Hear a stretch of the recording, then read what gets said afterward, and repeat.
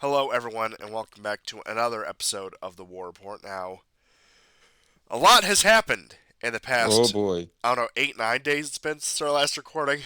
Yeah, we recorded Thanksgiving night, so that would have been around the same time. But we have not only Ukraine, of course, plenty of news out of the Middle East, some Korean news, who would have thought? But here we are. We'll get into that later. And just little bits and pieces here and there, but a lot out of Ukraine and a lot out of Syria, especially. I don't Oh know what man. is going on in Syria, but we will get to the bottom of it, hopefully. Because as we said last episode, we've come full circle. That's where this show started. You look at this profile art every week or so, whenever we do it. Probably the most famous still from the Syrian Civil War, that T-72. Uh, and I know that was a listener submission, so like we've had that forever. I like it, but Yeah, yeah. we started in Syria, figuratively speaking, of course. I've never been to Syria. I don't know about you. Uh, I would like to go under better circumstances. It's a very historically rich place, but we have a lot to cover. So without further ado, I'll hand it over to you for our Ukraine updates. Yes. So why don't we start at the top with just an overall map. As we finish off the show, we'll revisit a map that I have very similar to this, but with some arrows about what could potentially happen in eastern Ukraine as time progresses this winter. So the slide next to that, of course, is where recent gains were made in Chasov Yar. Um, Chasov Yar, as we've explained before, is it, along with Pokrovsk, is probably the two most important settlements right now for Ukraine to keep, because Chasov Yar is a kind of a gateway for a series of well, well fortified, or I don't want to say that they're necessarily well fortified settlements, but they're more than settlements. They're little cities. And it's a string that begins with Konstantinovka, goes up to Kramatorsk, and then it finishes off in Slavyansk near the Sherebinsky Forest, the so-called Sherwood Forest, as some of them used to call, I think, back in the Soviet days. But in any case, so as you see in Chasov Yar, the Russians have already taken um, there's three areas here that they've taken. One in the north, above the yellow outline, um, in a sort of a pincer movement, and one slightly to the right and south, which is the Russians creeping into the forested area. But the gain that they made yesterday in the center of Chasov Yar that's important, and the next slide will reveal why. So as you can see, Chasov Yar, although it's a you could call it a big town or a small city. Like so many of these cities in eastern Ukraine, they all have mines, factories, gigantic warehouses, and they all have underground passageways. So they're very resilient against any kind of bombing that the Russians will do. Really, the only way to take over these areas is to cut off supplies, which is why the Russians have resorted to all these pincer movements. So let's go to the next slide, which is a blow up of Chasov Yar, and you can see uh, the the mine and the industrial sector, which the Russians just took over yesterday. And we're recording on Friday, December the 6th, though this was on December the 5th. People will be listening on December the 7th. The next slide basically tells you what the Russians probably intend to do. So we're going to blow back out.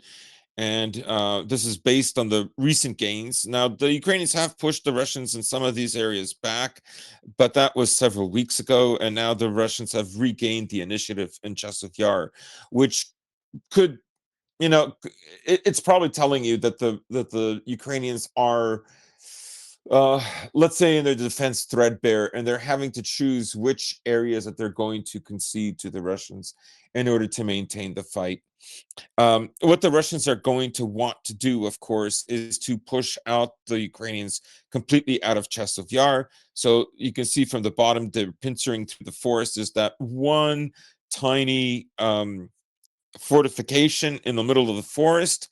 Above that, you can see the main part of the city, which they'll want to take out. And you can also see another large circle, which is in the residential area immediately northeast adjacent to the forest. And this will secure for the Russians one of the highest grounds in all of Donbass. So this is why Chasiv Yar is so important. When the Russians were fighting in Bakhmut, Chasiv Yar for the Ukrainians was a very important logistical hub, as well as a way to observe the fighting and where Russian forces were moving. And that's one of the reasons, there were many, but that was one of the reasons why it was so difficult. The next slide is Toretsk. Now, Toretsk has gone back and forth several times. It stalled for, I would say, all of November. The Ukrainians made some successful counterattacks. Um, but in this slide, you can see that the Russians have now captured most of the central part of Toretsk with the most amount of high rises. And let's go to the blow up because there's an interesting story about that. And you can see the high rises that I'm talking about. Yeah, it's the blow up after the overall map of Toretsk. Okay, okay, thanks. Yeah, there's a big earth mound at the bottom of the frame. Okay. Yep. So let's just focus on the earth mound. So this was a very important area. The Russians did control it at one point, but lost it. This is several weeks ago, and now they've regained it. As you can see, the Russians have wedged their way between two earth mounts. This is at the bottom of the frame towards the left. That's what you're looking at. That was a gain that was made a few days ago. And it was a gain that I didn't know whether the Russians really would be able to hold. You can see that the the leftmost or the westernmost Terracon near the bottom left-hand corner of the frame is an area that the Ukrainians still control. Much of the Terracon, the larger one that you see, that the Russians are pincering, there's no one there except on the north side, and that's because Terracons, of course, they're um, they don't give that much shelter as you might suspect from drones. And there are drones constantly flying about here. Some are reconnaissance, and some, are, of course, are carrying munitions. But now if you look up further north in the frame, you can see a relatively large area of apartment building complexes that the Russians have captured. And I mean, if you look at this, that's it. I mean, everything else here is residential. Uh, Almost like I honestly don't see in this slide where else there are in the central part of Toretsk any more apartment buildings. So, of course, apartment buildings, they give a vantage point because of their height, and they're able to sustain a lot more from, say, APCs and especially tanks, and the Bradleys, which are very powerful. The next slide is again an overview of the Toretsk area, and basically these are the three areas that, should the Russians consolidate and catch up. Um, this is the Toretsk slide with the three circles. Um, yeah, if you keep going down, that's the one. There we go. So um, the top of the frame, you see a circle there. Okay, so that's a very well fortified area of the Ukrainians. The central part, you see that the Russians have nearly completely captured, but it's the consolidation to the southwest that the Russians have to make good on. These are residential areas, but basically, once these three areas are captured, Toretsk is going to fall. And the next slide will show why it's so important. And this is a much larger overview of this area. So those arrows are emanating in two directions. Okay, so one is emanating towards Konstantinovka. Remember, I said that Konstantinovka is at the bottom of a string of towns that are very closely connected to one another. I think altogether, like all these towns are well over 50,000 people or over 100,000 people pre-war, but they're large complexes, right? And they just keep going up. So you see the two dashing arrows towards Konstantinovka, but then you see a long line that connects to another part of the front. That's Chasov Yar. This is where the Russians will want to consolidate these gains before they go against Konstantinovka. The other thing that you notice is that most of the fortifications are to the left of this kind of uh, salient that the Russians want to expand upon. Now, for a kind of larger overview of the battlefield, let's go to the next slide. And this has everything from Zaporozhye to the entire Donbass area.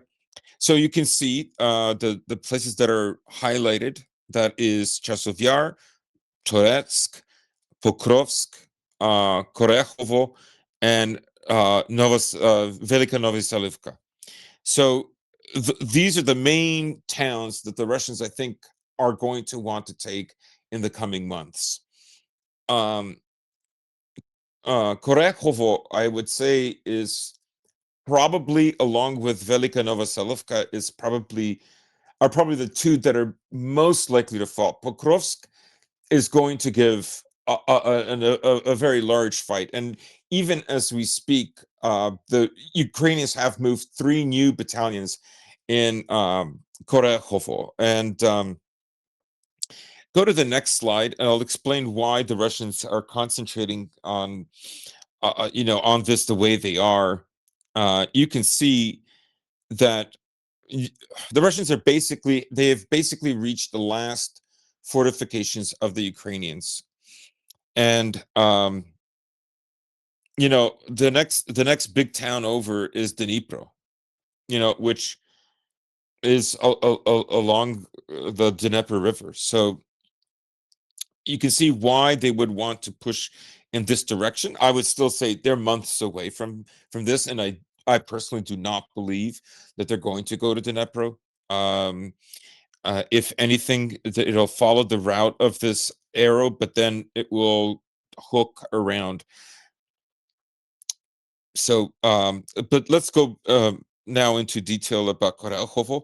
So let's take a look at the next slide. So this is the Korekhovo and Velika Novoselivka line. So you can see, let's focus on this for a while. On the left side is Velika Novoselivka. You see there's two yellow outlines. One is in blue and the other one is in the red. The the one in the red is an area that the Russians have recently captured, but the yellow outline in the blue is an area that the Russians captured a few days ago. I think it's called Novi Kopar. It's just above Velika Novoselivka. The Russians are still on the doorstep of Velika Novoselivka, and of course, the Russians also they still hold uh, um, what is it, Razdolne. So now that's for the west side of this front. Now let's when we look at this picture, we see that the Russians are moving into the Korekhovo pocket. There, like the gains outlined in yellow, they have now reached one of the river. They've one of the rivers that has along it a string of towns. Towns like I think it's called Hanivka, um, Uspenovka, Konstantinovka, Yantarne. So what the Russians are going to want to do is take care of this area first before they go towards Korehovo. Because you can see in this map, Korehovo is very well fortified from the south, right? That's where they expected the Russians to come from, and that's where the fortifications are. Next slide is we're going to get a closer look at Korekovo, and you can see that the Russians now they've completed the entire northern part of that water reservoir that rubs against Korekovo. They've taken Stary Terny and have now begun to expand and taken over some of the fortifications outside of Stary Terny after they took over the fortifications within Stary Terny. And those were major fortifications. So the Russians, of course, want to do a flanking maneuver here. They want to be able to preoccupy the Ukrainian forces from the west by moving now further south along, following the water reservoir. And I presume that they're going to want to have sufficient numbers there that will make resupplying Korehovo difficult and ward off any kind of counterattacks. To do that, however, as you can see, there's a tiny pocket of forces by the Ukrainians that still have not left. That will have to be taken care of before they can proceed. Let's take a closer look of that area of the northwestern part of the water reservoir of Stary Terny. You can see that this was a very sizable trench network that the Ukrainians had. Uh, from the looks of it, this is a place also where they put their artillery at one time when they could field it, and so that's been taken away. Now let's go to the next slide, which gives us a closer view of the area of Yantarne, and Konstantinovka, all these villages, Uspenivka, where the Russians are closing in. Again, this whole area is along a river, and the Russians need to consolidate their gains here. They need to push out the Ukrainians that are stuck in the pockets in order to bring an attack from the south against Korehovo. So the next slide will show you um, basically what the dynamic that the Russians are going to be focusing on. You can see that supplies now coming into this area. I mean, unless they're coming in on the backs of men walking through the forest, they're not coming in anymore on vehicles. So resupplying this area is going to be very difficult for the Ukrainians. Unless those 3 battalions can make a breakthrough, this place is lost, and then the battle for Karakhovo will begin. The next slide shows you what the Ukrainians are going to be focusing on. What is their strategy? And you can see how they want to keep that line that goes from west to east. Those towns and those fortifications are right underneath Pokrovsk, and this is what they want to keep at all costs.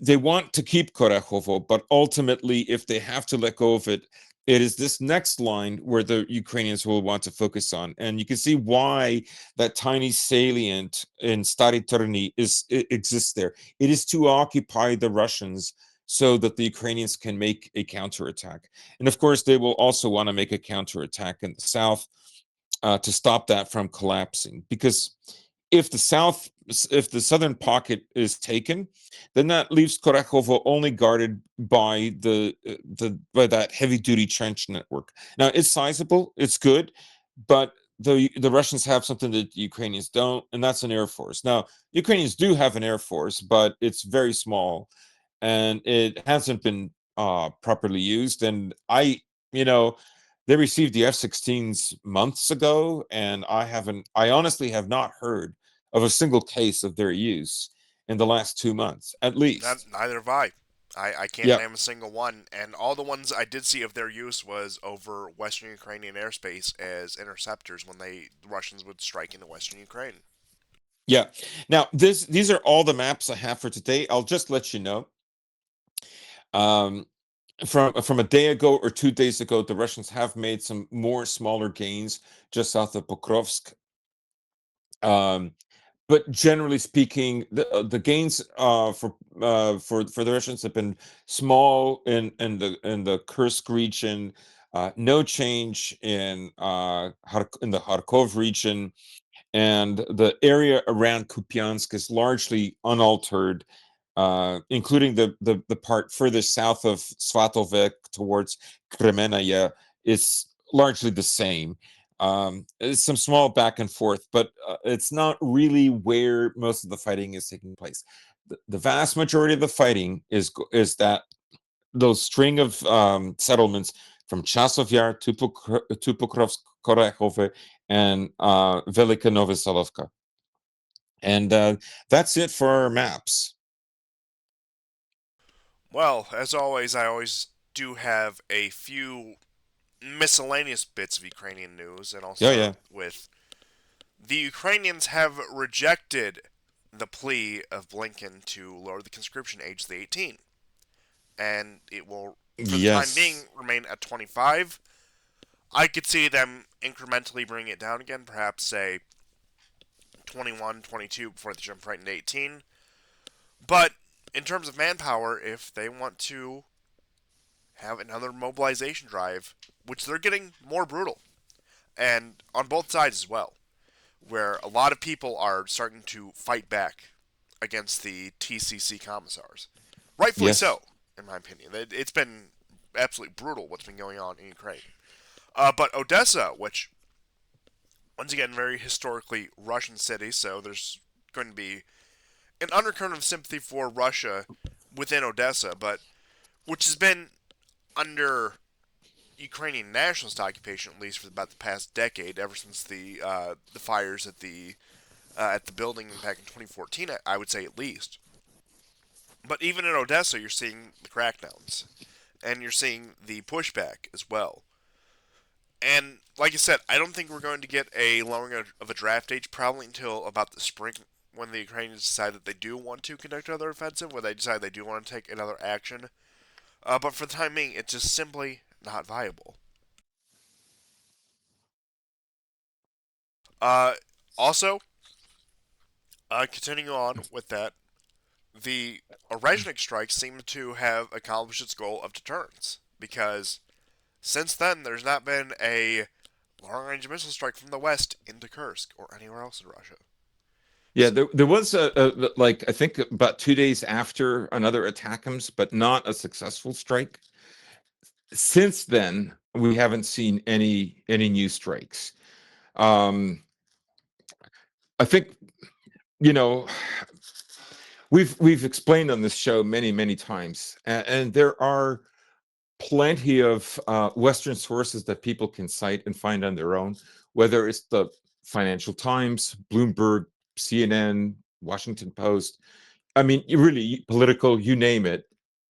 And they've all talked about how Russia's electronic warfare capabilities are much stronger than ever, how, 75 to 90% of the ATACMS, at first it was like 60, then 75%, now 90% of them don't reach their targets. It's just simply not viable.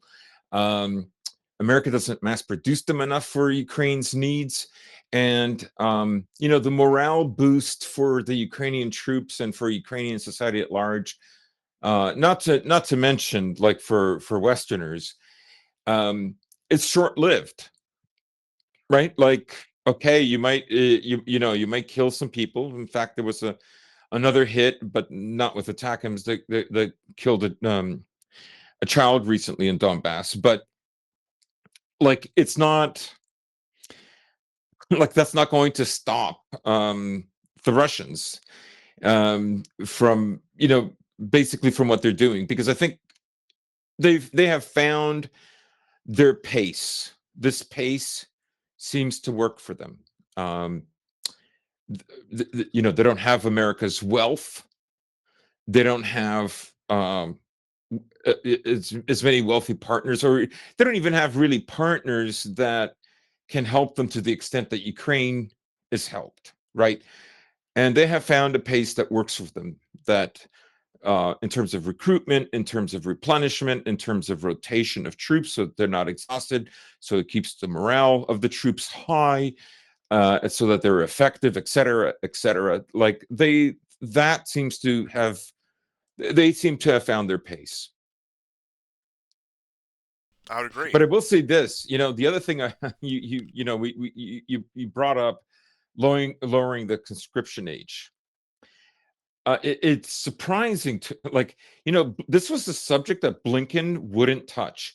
He would leave it to Lindsey Graham to, bloviate over this over and over again. But as is so often the case in American politics, is they always have someone like a Lindsey Graham or some, goofy, kooky, senator or congressperson that Well, yeah, will because say these it kind. was McCain during the Maidan and Syria, for Yeah, that matter, and yeah, they go through these people. They cycle through these people.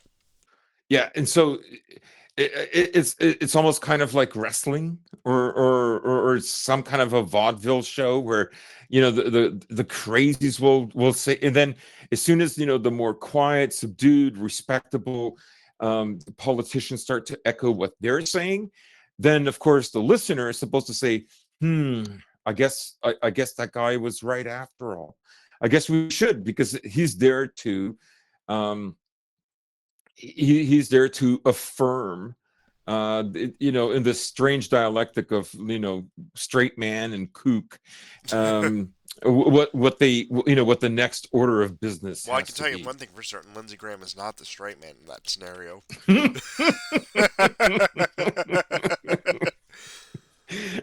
Remember last show?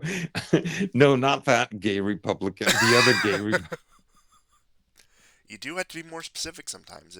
That's just the way it is these days. It is pathetic. I will say that, but it's also kind of funny. You have to take some humor in it, or else you're just gonna fall into despair. It's that simple. But yeah. also, with that being said, returning back to just some of the miscellaneous news items in Ukraine, Zelensky's office is floating wonderful ideas again, where they will concede on 1991 borders, assuming Oh, NATO membership is on the table. oh Which, yeah. come on. And I've said it many times before, I'm not the only one. If NATO membership is explicitly on the table, there's no reason for the Russians not to fight this war to its conclusion. And Hmm. at this point, they can probably weather the cost in both manpower and economic consequences and industry in order to drive the Kiev government to collapse. And I know at this point that they've written off Zelensky. He's technically illegitimate because they did not hold the elections, but and that's a whole other matter. Will they have these elections in May of 2025, and perhaps they can repeat them and have the Supreme Court revise them if the results don't match, like they're doing in Romania right now, which we'll get into in a little bit here, or in Georgia where they won't let the winning party take their seats, perhaps, or even in South Korea, which once again I'll get into that scenario a little bit later in the show, but it would follow the trend of stymieing the victors if Zelensky runs again and does not get reelected legitimately. But of course he would, because he's the Churchill of our age. In more ways than one. In a roundabout way, that might actually be right, but we won't go down that rabbit hole for the time being, at least. But Right. And there's this whole idea, it's not a formal peace negotiation plan emanating from, President-elect Blumpf and Kellogg. But, and it's based on something that was being pitched to Biden back in April, and that is freeze the front lines where they are, right?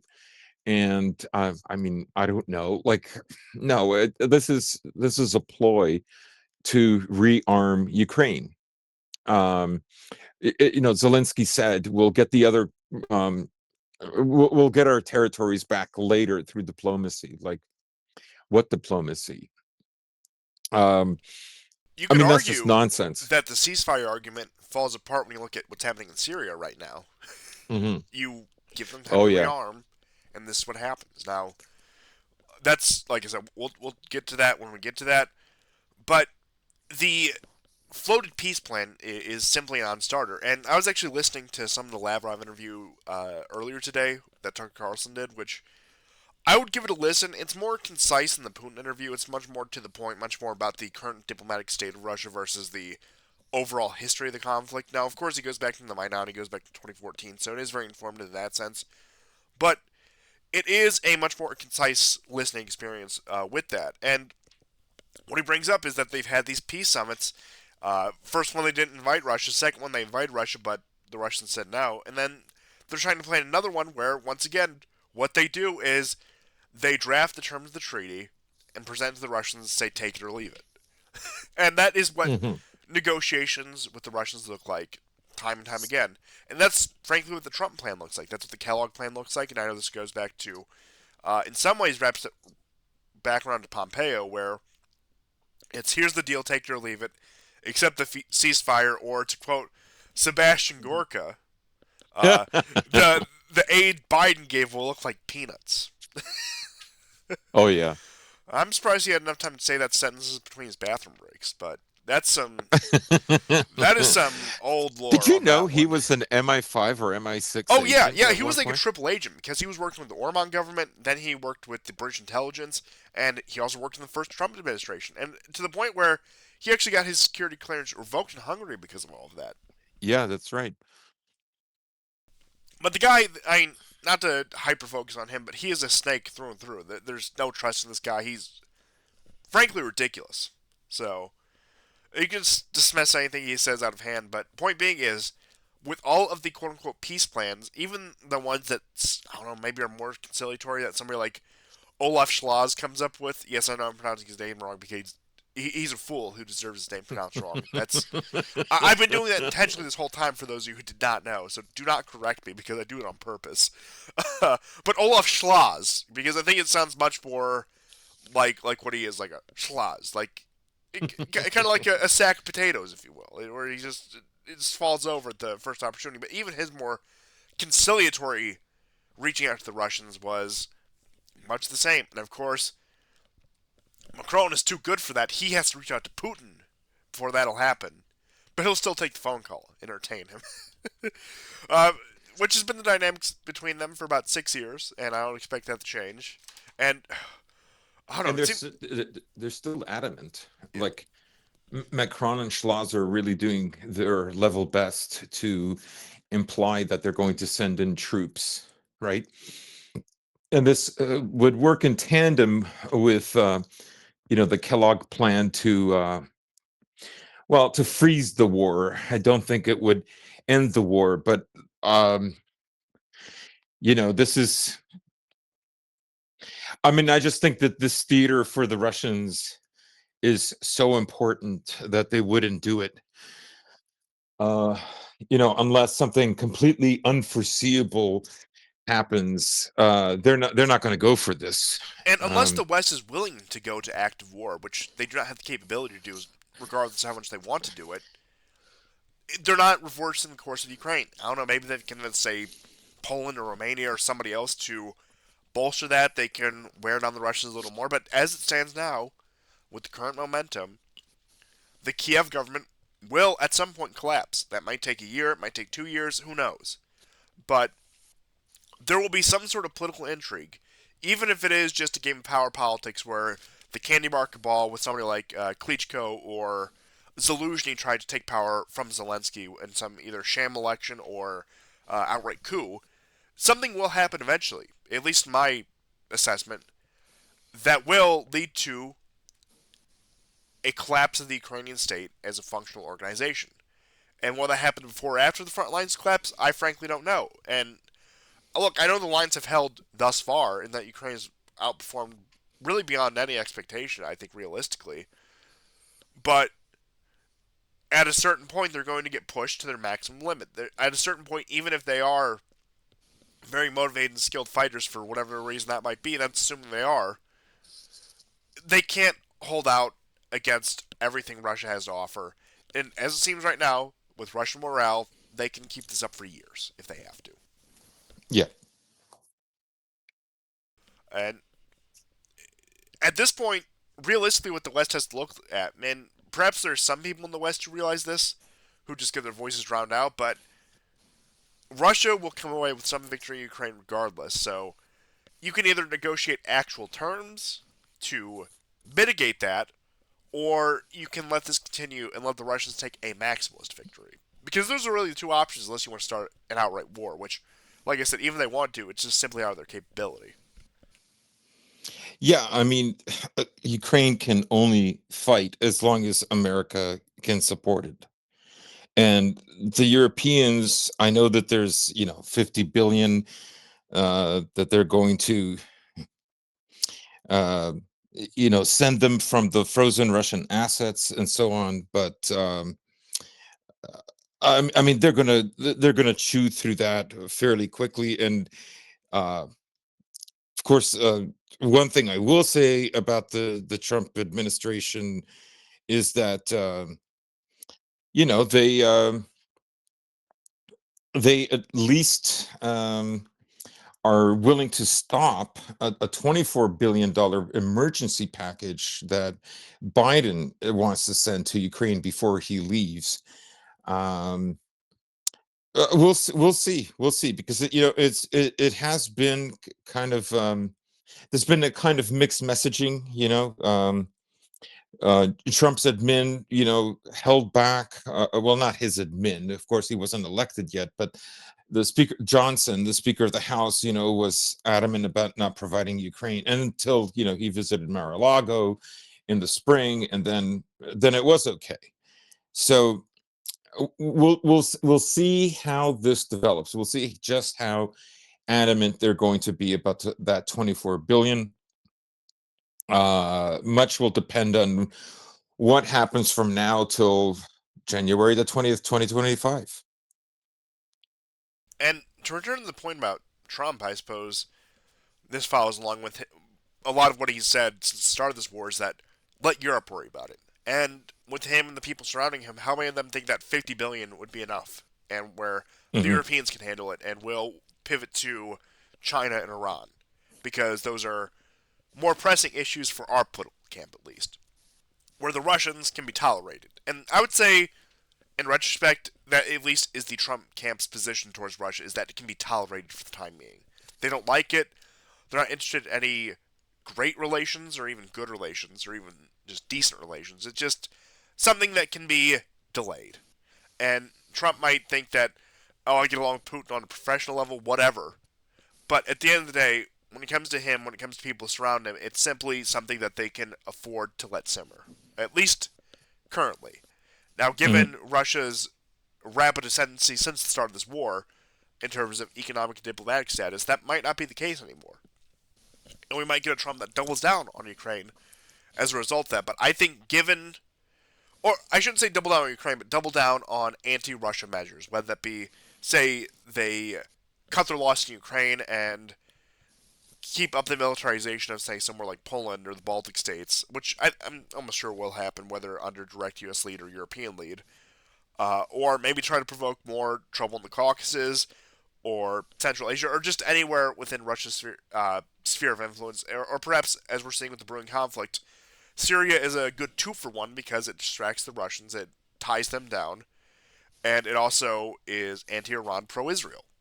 So that might be the move. And I know that Trump has been vocally supportive of getting out of Syria, but with how the circumstances change, well, we saw his first term where they completely snubbed him, but we also saw his first term where they convinced him to bomb Syria twice. So we might get Syria hawkishness coming out of the administration as a proxy against both the Russians and the Iranians. We might go right back to 2011, 2013. Yeah. Yeah. I mean, yeah, there's going. It'll be interesting to see what the priorities will be, and I think a lot of that will depend on what happens in Syria, because I think Syria right now is in very, very, very big trouble. I don't know. Before we move to Syria, though, I think we should talk a little bit about what's happening, if that's okay with you.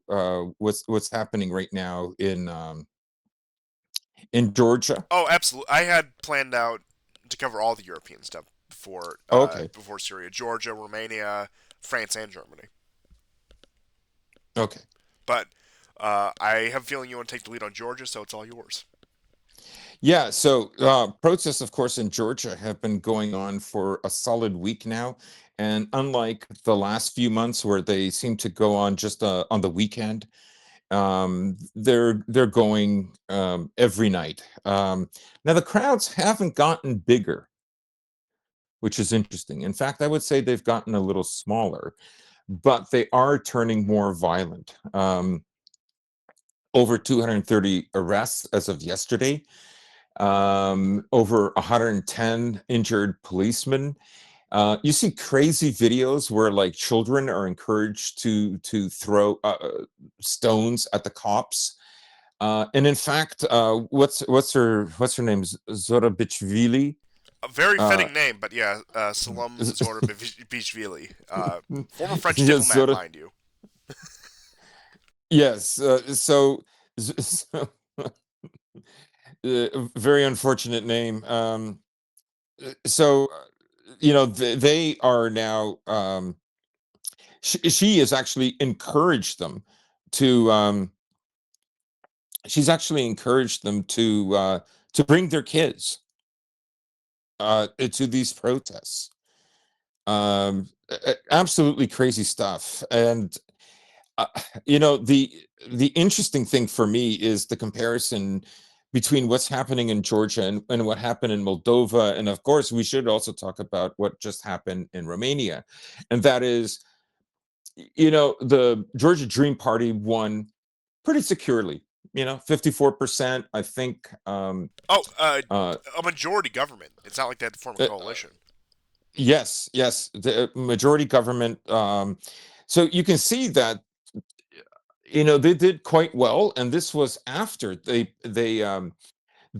passed the foreign agents law. Um, and of course, Tbilisi is known as the place where almost one out of every three protesters is funded by an NGO. They have enormous amount of NGOs in Tbilisi, right? They support a whole micro economy of like trendy cafes and whatnot in downtown Tbilisi. So it's going to be interesting to see what happens because Zorabichvili has said that she's not leaving office. These elections were a sham. They never explain to you why they're a sham. They can't really explain to you, much like the 2016 election, how Russia played a role in this upset, right? But that's what's happened in the West. You have, like, let's say, democracy as we understand it, voting, direct participation The of West of the secret sauce. populace. Yes, the West secret sauce, right? Like you have all of that, but then what has happened with Western elites or vassal states of America is they have they've developed a priesthood of democracy. It's not just the institutions, but a kind of um, morality that is expressed about what every infinitesimal detail of democracy should be. And so, of course, the morality is this is an unfair election. Not just, I mean, it's unfair because they lost, but it's unfair because Russia exists. Russia is literally breathing and is upsetting these election results, right? So they rely on this kind of moral messaging of democracy, right? How democracy has to be preserved. And in fact, some of its functions have to be taken away in order for democracy to be preserved. And no better case is this than in Romania recently. So Georgescu, who I'd never heard of, Very much a dark won horse candidate. very much a dark horse candidate. Um, Much to the chagrin of any Western listeners to this program, he is not pro Russia. Uh, Orban is not even pro-Russia. These guys simply They're do pragmatic. not. Hmm? They're pragmatic about the. They're absolutely pragmatic, and probably the main reason that Georgescu has been maligned by the West, by Brussels and Washington, is because he said he does not want to see Romania enter a war with Russia and Ukraine. Um, Now, this is going to be difficult because, of course, right now, as we speak, the largest NATO base in the world is being built. It will be bigger than Ramstein, and that's going to be built in Romania. I understand also that Georgescu seems to be a devout Orthodox, or at least he's trying to appear that way. He very well might be. I'm not saying one thing or the other. If he is, good. However, um, it is his words mostly that he does not want to see Romania dragged into this war that has created the ire in the West. And so, what they announced today was they have canceled the first round of elections. Yes, the Supreme Court retroactively decided they were invalid. That's right. They're invalid. The reasons why they're invalid are, I mean, they can't even explain it. At least in Georgia, they hammered out a semi excuse of rural districts voted overwhelmingly for Georgian Dream. But in Romania, they have no equivalent explanation. Right, right. And there was an article yesterday that preceded the court's decision. And basically, I mean, they're saying crazy things like there were sleeper cells in Romania, and weeks before the election, they were activated on TikTok. And it's like, they don't mention. Now, at the beginning of the article, they mention Russia meddling. But when you drill down and read the exact words, they say a foreign state, only a foreign state could have done this. This is preposterous, right? Because again, who are you relying on telling you this, right? You're relying on like a Western backed source. It means nothing. Um, Stuff on TikTok blows up, right?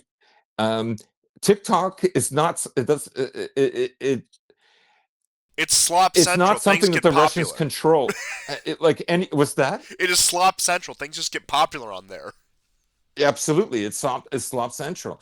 And the thing is anybody can use TikTok, including Georgescu's adversaries for this election.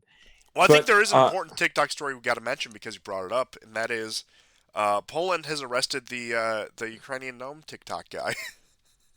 oh, really? Yes, so that's important. No. People were speculating that he was going to be sent to the front lines, but we'll see what Donald Tusk and Oh Duda no, decide to do not the with him. gnome.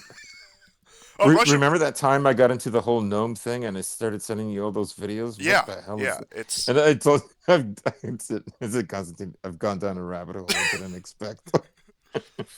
which it's very much the opposite dynamic because I'm usually sending you that kind of stuff. Yes. now now it's me. That and five-ish videos. Look, But this show so this show could be very successful if we weren't so politically charged. I'll just put it that way. yeah, true.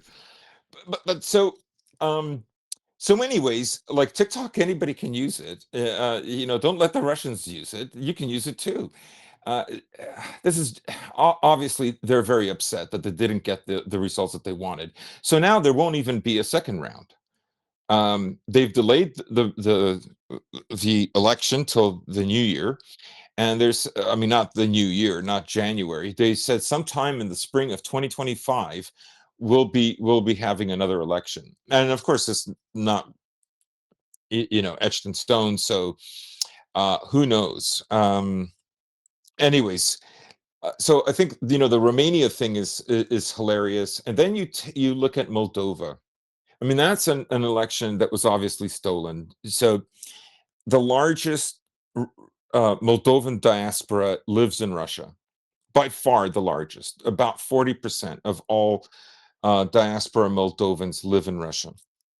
They only gave one city the ability to vote, and then only two locations in Moscow. Moscow is enormous. It is easily on the size of, let's say, Paris or London. It's a very big city. It's bigger than almost any other city besides those two cities. Um, and they gave them two locations where they could vote, but each location only had 5,000 ballots. So the most that they could have ever gotten votes for one of the other members besides Sandu was 10,000. And of course, they wouldn't not have all voted against Sandu anyways, but that's how afraid they were of the diaspora in Russia. So of course, that's a rigged election, right? And now we know that most of the people who voted in for Sandu are not Moldovans who live in Moldova. There are Moldovans who live outside of Moldova. That is what barely swung her over to 51% of the vote. Um, it's not really a vote of confidence, obviously. And so the trend that we're seeing right now is, I was talking to my parents about this, and I said, I have never seen America or the West ever behave this way, ever. And it is so unprecedented. Um, it doesn't make the West look strong. It has had to negate many of its own talking points, and this is why they've been so clever in crafting this morality of democracy rather than the praxis of democracy, to woo people over to their side of things. But the reason this is happening is that geoeconomically and geopolitically they're losing, and they have to resort to these things. They have to rig elections. They are doing everything that they accused the Soviet Union of doing, which I'm sure the Soviet Union did. But everything that they criticized the Soviet Union and then Russia, they are doing. Oh, of course. And I would say it's even more intense than the Cold War, as you were saying. And even back then, when they wanted a regime change, it was a regime change. It was outright, it was blatant, especially in Yeah. places outside of Europe. And even in Europe, it was still pretty blatant. But now it's just creeping, it's incremental, and it seems near universal. There can't be an election without this kind of interference, it seems. Yeah. And the other thing we should keep in mind, right? Like, Romania didn't join any of the wars of the Warsaw Pact when the Soviet Union was at war with one country or another.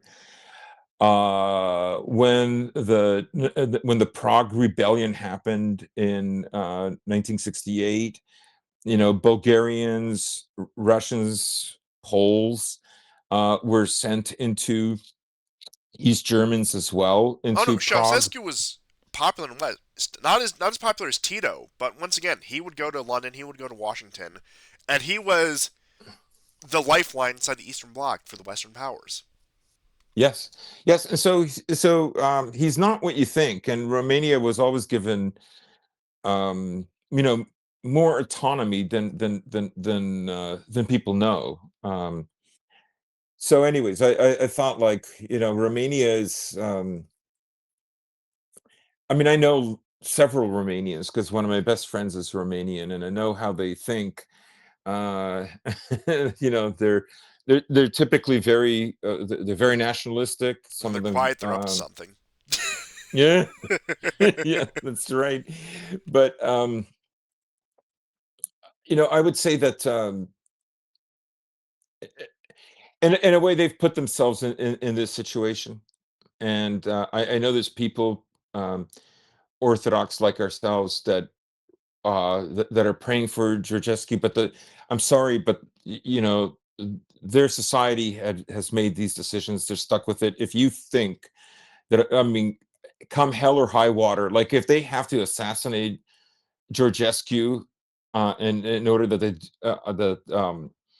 the building of the new Ramstein in Georgia goes unabated, uh, they're kidding themselves. Like, really, now you're only figuring out that you're going to be the front line? Like, Well, they tried to assassinate Fico for far less.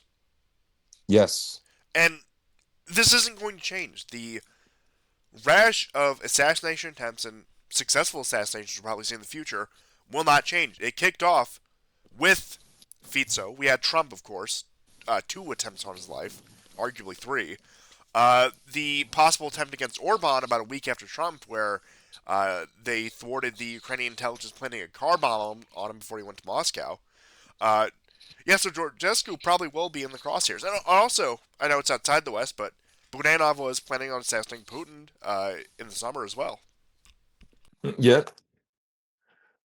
Yeah. So it's interesting how all these election results and reactions to elections have been taking place from Georgia to Moldova to Romania now. You can see that the America will not tolerate any kind of dissension, and they're doing their absolute best to flip Georgia. Like I say, the 28th is when Zurabishvili is expected to leave, and my guess is she's going to make a real show of this. She understands that there's just 3 weeks from the time that she has to exit. Of course, she doesn't even recognize the election results because they don't suit her. Um, in a way, it reminds me of like American elections and the way that they cannot handle um, the outcome. And of course, bluff is a known thing now, so it doesn't really matter. But in 2016, that wasn't the case, and even in 2020, I think they were still afraid. But that's all in the past now. Yeah, they got their guy. And I'm not saying that in its entirety, but to a large degree, they do have their guy. But in Georgia, I think that Zorishvili would have no issue declaring some sort of state of emergency. The West would be completely fine with it. They would That's tolerate it. true. And there's not really anything the opposition would be able to do about it, to my knowledge at least. And she could probably overturn the election results that way. I mean, I pray you're wrong, but I understand the logic. What was that about the most optimistic pessimist or the most pessimist Yeah. optimists? We still know which ones we are, but that is a possibility. That's something we've got to keep our eye on. I'm not saying it's going to happen, but given what we know about this woman, given what we know about Georgian politics, it's very much their own possibility, and I would not be surprised in the slightest if we saw it. And I think with that being said, with states of emergency and extending terms in office beyond their viability, we have some news out of France.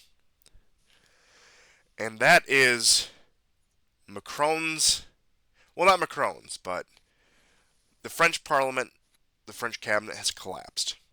And Yep. this was the Frankenstein coalition they'd put together over the summer because they called elections. And despite National Rally performing so well, they were completely snubbed in the results. And then you had the weird Frankenstein coalition between left-wing defectors from Mélenchon's coalition, and then whatever, I can't remember the name of the stupid center-right bureaucrat that they put up as prime minister, but he's gone now. So people are saying that now Macron needs to resign because with the way French electoral politics works, because they called their elections so recently, they cannot do so again until June, at least legally speaking. And they failed to get the budget through. National Rally did sink the French government, which I think is pretty funny, especially with Germany's government heading towards election in February. So Macron, who has his term through 2027, is determined to stick it out. And I know after that he is term limited, so he can't return to power at least immediately. I think he might have to sit out a term, then he can do it again. I think that's how the French law works. But France has a hung parliament and no cabinet. And the question is, how is it? Because unless some exception is made, which clearly we've seen that they're no stranger to making these kind of exceptions with the modern state of quote-unquote democracy, that's the way it stands. Is Macron going to play kingmaker of some sort of coalition? They're just never going to be able to pass a budget, and that also has to do with the economy. I know that France is obviously a linchpin of the European Union and the Eurozone, of course. And if they can't get a budget passed, that is going to be devastating for their economy for obvious reasons. And we'll see the cascading effects for that. We could see similar to what we saw in Southern Europe in the wake of 2008, where these countries have been reduced to levels of dysfunction. I mean, and perhaps that's not even fair because we're living in a world now where the Italian government, for the past 2.5 years, has exhibited more stability than the French and German governments. That is the level of dysfunction of party politics and parliamentary politics in Europe right now. That the Italians have built a more solid coalition than France has, than Germany has, than arguably even the UK has, because you look at how lopsided the results were, where Labour only got 1/3 of the vote, yet practically a supermajority in Parliament. And I know Keir Starmer's popularity is just through the floor right now. So we can, Yes. and yeah, look, I know that they're outside the EU, but it's still part of that Western apparatus, of course. But they're all on the rocks. It seems, surprisingly enough, that Donald Trump is the only one who is the beacon of stability at this point. The man that we've all been taught to fear and said he's going to tear apart the West limb from limb seems to be the Mhm. stable one. And frankly, the stable Donald Trump is my least favorite Donald Trump. I don't like that. I like the chaos from Donald Trump, and I'm being robbed of that in exchange for dog and pony show European parliamentary politics. And I Macron has an iron will. He will remain unless he is forcibly removed from office by some sort of legal action or an outright Yeah. coup. It's just that simple. And he probably would invoke emergency powers or extraordinary measures in order to secure his position, because the president's France's political system is bizarre because you have the typical parliamentary politics that you'd see in most other places in Europe, and then you have this very powerful executive figure in the president, who was also term limited to 2 terms. And as we've seen before, Macron is not afraid to use those executive powers for the most counterintuitive projects possible, I suppose we could say. And that will likely continue. And if he thinks he can hold on to power until the end of his term, he will. And he will drag this out. He will do it kicking and screaming. And probably, if he does implement some sort of extraordinary powers because of the governing crisis in France or the coming economic crisis, there will be cracked on his political opponents. It's not unprecedented. We're seeing what they're doing to the AfD right now in Germany. It is completely within the realm of possibility that Macron used this crisis to secure his own position before he can ride off into retirement. Because at that point, he'll have his job at whatever banking institution he wants or whatever sort of corrupt elite work he decides to go into. But he has a stranglehold on the country. His people are growing to hate him, even the ones who were his biggest supporters at first. And he refuses to give up power, and France is in a complete deadlock because of it. A completely dysfunctional government. There's simply nothing that can get done. Yeah, you know, if I had to choose between him and Zorabishvili, I would say Macron has a much better chance of saying he's just not going to leave and he's not going to leave. In a way, Oh, Zelensky set the absolutely. precedent. He set the precedent, right? Sometimes you have to not practice democracy to preserve democracy. I could see Zorabishvili going, but Macron, I I don't know. Who's going to challenge him? Well, these Um, figures like Zorobishvili are much more easily replaceable. The West require yes, much higher profile figures as replacements. right, right, and I mean, it's going to be very interesting to follow what Macron does because he's very high profile. You know, France is one of those key Western European countries. It's in the Lexion. It's in the minds of people. It's What would in it many ways look still a like world him? leader, a nuclear power. It still Yes, packs quite a punch. right. And what would he like? What would it look like for America if he had to leave? I know there's a lot of people who feel like, well, it's not America. I mean, it is. Okay, like let's get real. Uh, it, it would be a bad look. if that would happen. And because remember, it's taken a long time for America to have, let's say, a France that is willing to do anything. Like, France behaves France behaves now in the way that Britain did 20 years ago. But Oh, that wasn't absolutely. always the case. So they've invested a lot into crafting a France that is like this. The Atlanticist lobby controls the country, and as you said, that was not always the case. That they did have that independent streak. That they did have some sense of their nation, their history, which, although they would participate in the Western Project, they would always take it in their own direction, and they would always be willing to push back in areas they thought was excessive. I think De Gaulle is probably the perfect example of this. But Yeah. I think when people said they wanted Bonapartism back, this is not what they meant. Yes. Not this man, not Atlanticist Bonapartism. I don't know. Maybe some people did. Maybe the base Macron poster is still out there. Maybe he's going to save the EU as he imports more Algerians. Who knows? I could be wrong. The Jupiterian president could come in to save the day and save us all. But I doubt it. I don't think he's going to do that, but I don't know. He might try to live up to some weak imitation of maybe his Jupiterian image. But I think he'll be able to hold on to power. It's just going to be a lame duck term in every sense of the word. And just how vital France is in Europe's economy, I don't think they'll get the Southern European treatment. I do not think they will get the pigs treatment. Europe simply cannot afford that, so they will make all the exceptions they can in order to make that avoid that, I should say. Yeah. I mean, they'll bring up again. I hate to harp on it. It's already boring, but the whole the morality of democracy and democratic societies is such that we have to bend the rules.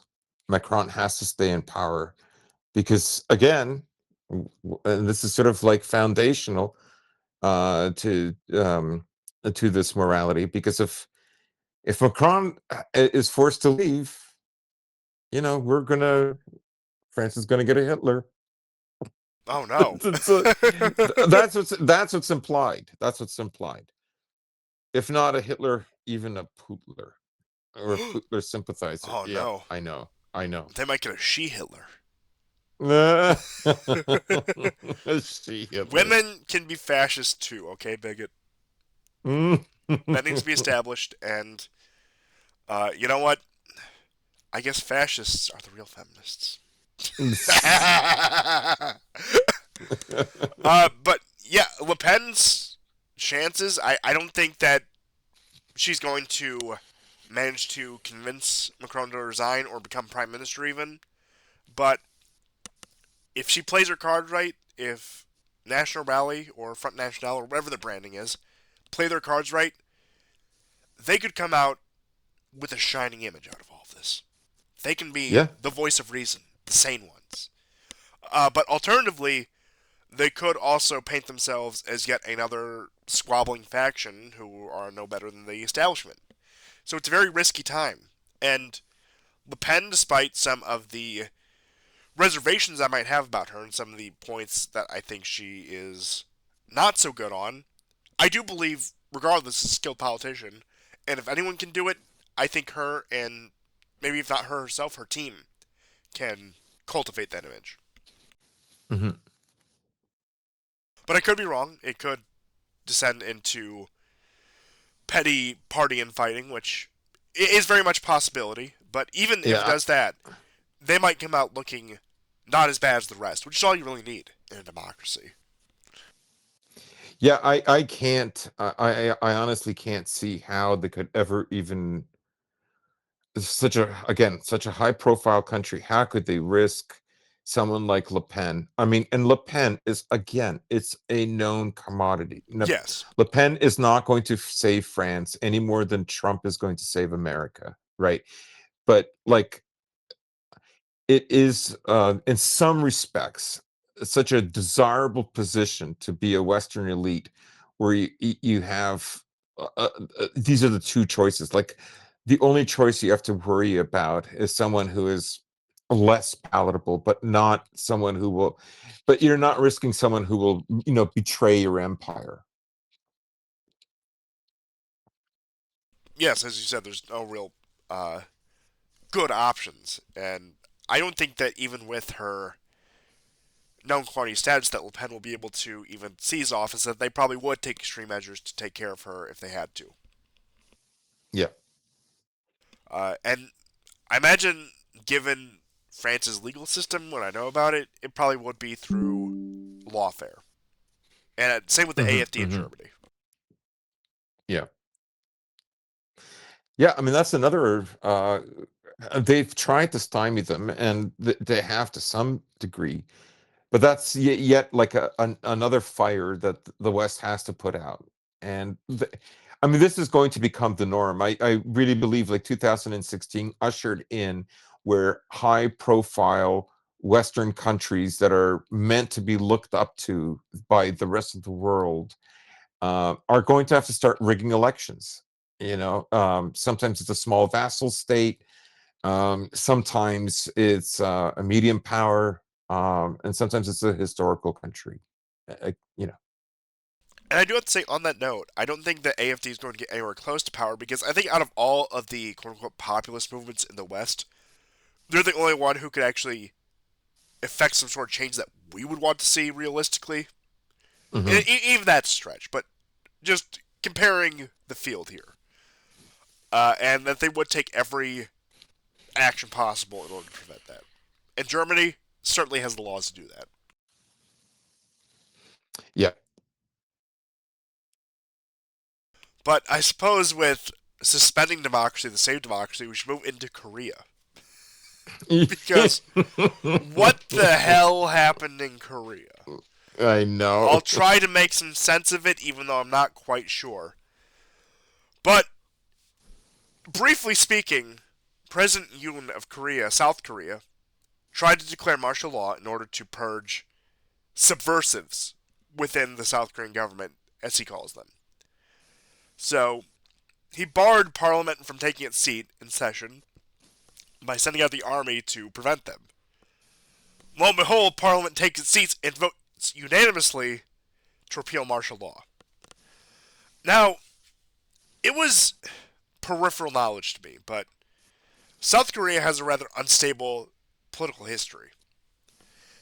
With assassinations, with coups, with the jailing of former leaders. Hmm. So, what happened now isn't exactly outside of the norm. And Yoon, who is very right wing, very much invested in the American empire, I think what we and one of the strange things I noticed about this is that the U.S. Embassy in Seoul did not issue any condemnation of this. If that tells you the direction Yeah. that this coup was taking, and I believe that what he said was true, that the pro-reconciliation elements within the Korean government, he wanted to purge them.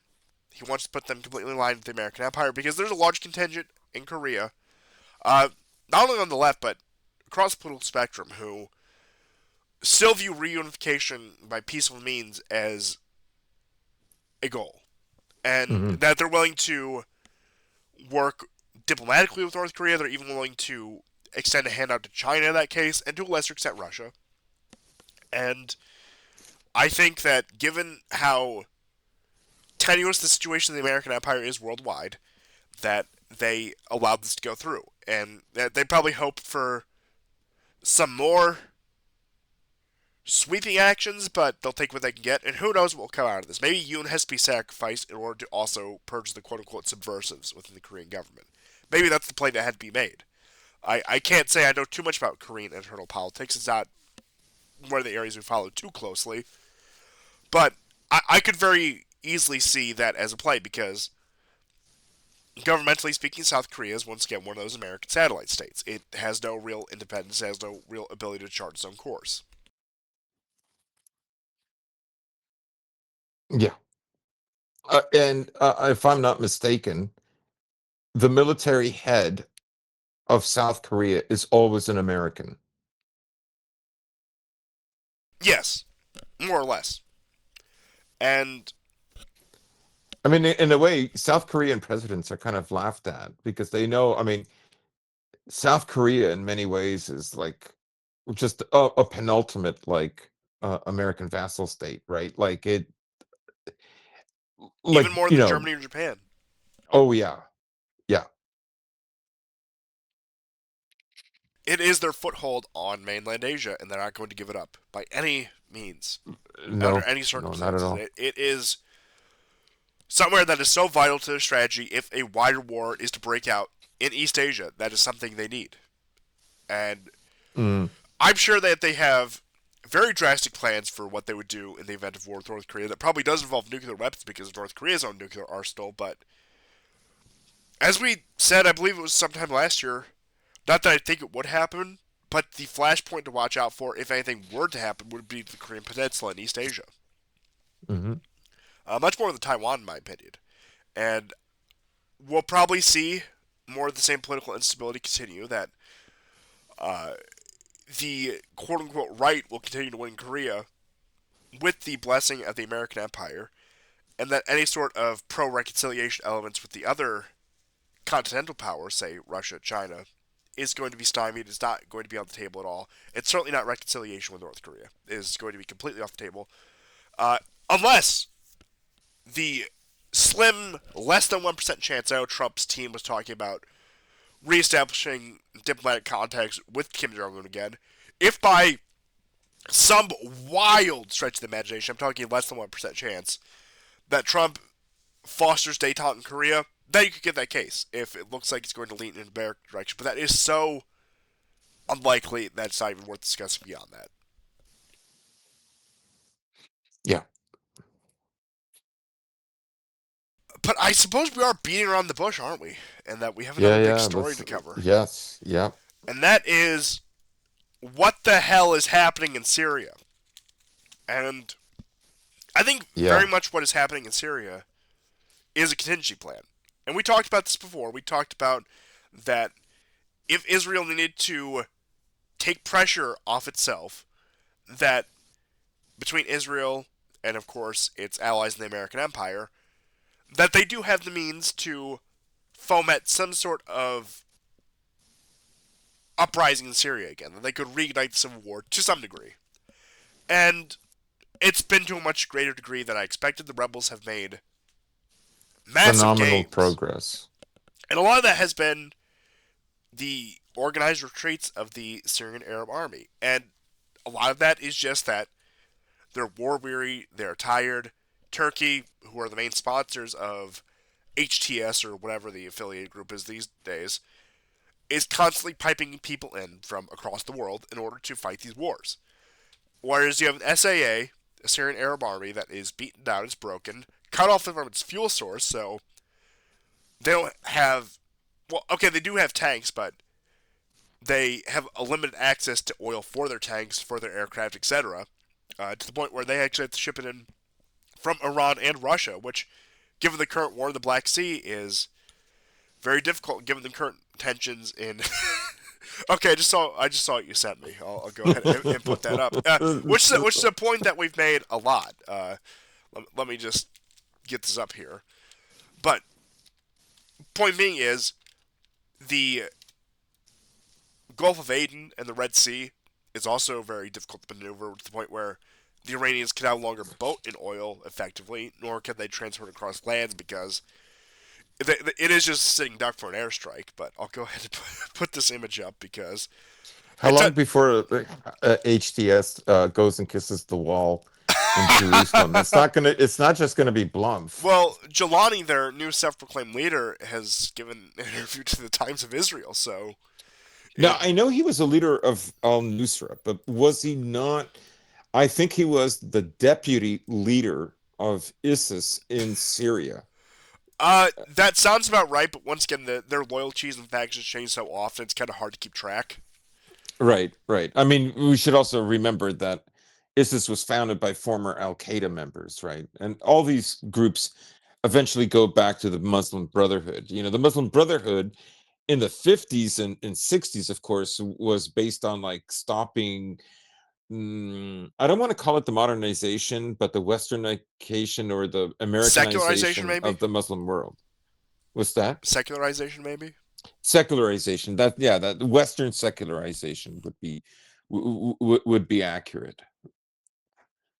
But yes, and yeah, they trace their origins back to the 20s in Turkey, but really picked up in the mid-century, 50s, 60s, even in the 70s in Egypt, and that was their base of operations, or on and off, I should say, because of course Nasser's government was a fan, Mubarak's government was not a fan. They tried to get Morsi in power, which failed spectacularly. But Egypt has always had a very strange relationship with the Muslim Brotherhood, where they try to establish ground there despite very hostile governments. But it is mostly a Turkish project. And as you look at that that image we have on the screen right now, I've said many times in relation to the war in Gaza, you had one of the largest Muslim armies across all nations in the world gathered on Israel's border in 2011, and they marched towards Damascus instead. And we're seeing the same thing, where all this militant energy, all these people who are, you think would be fighting against Israel, logically, if you're looking at this on the surface, are all marching I on mean, they're Syria. killing, ostensibly, they're killing Sunni Muslims. They're not even killing Shia Muslims. Like, this is what I mean.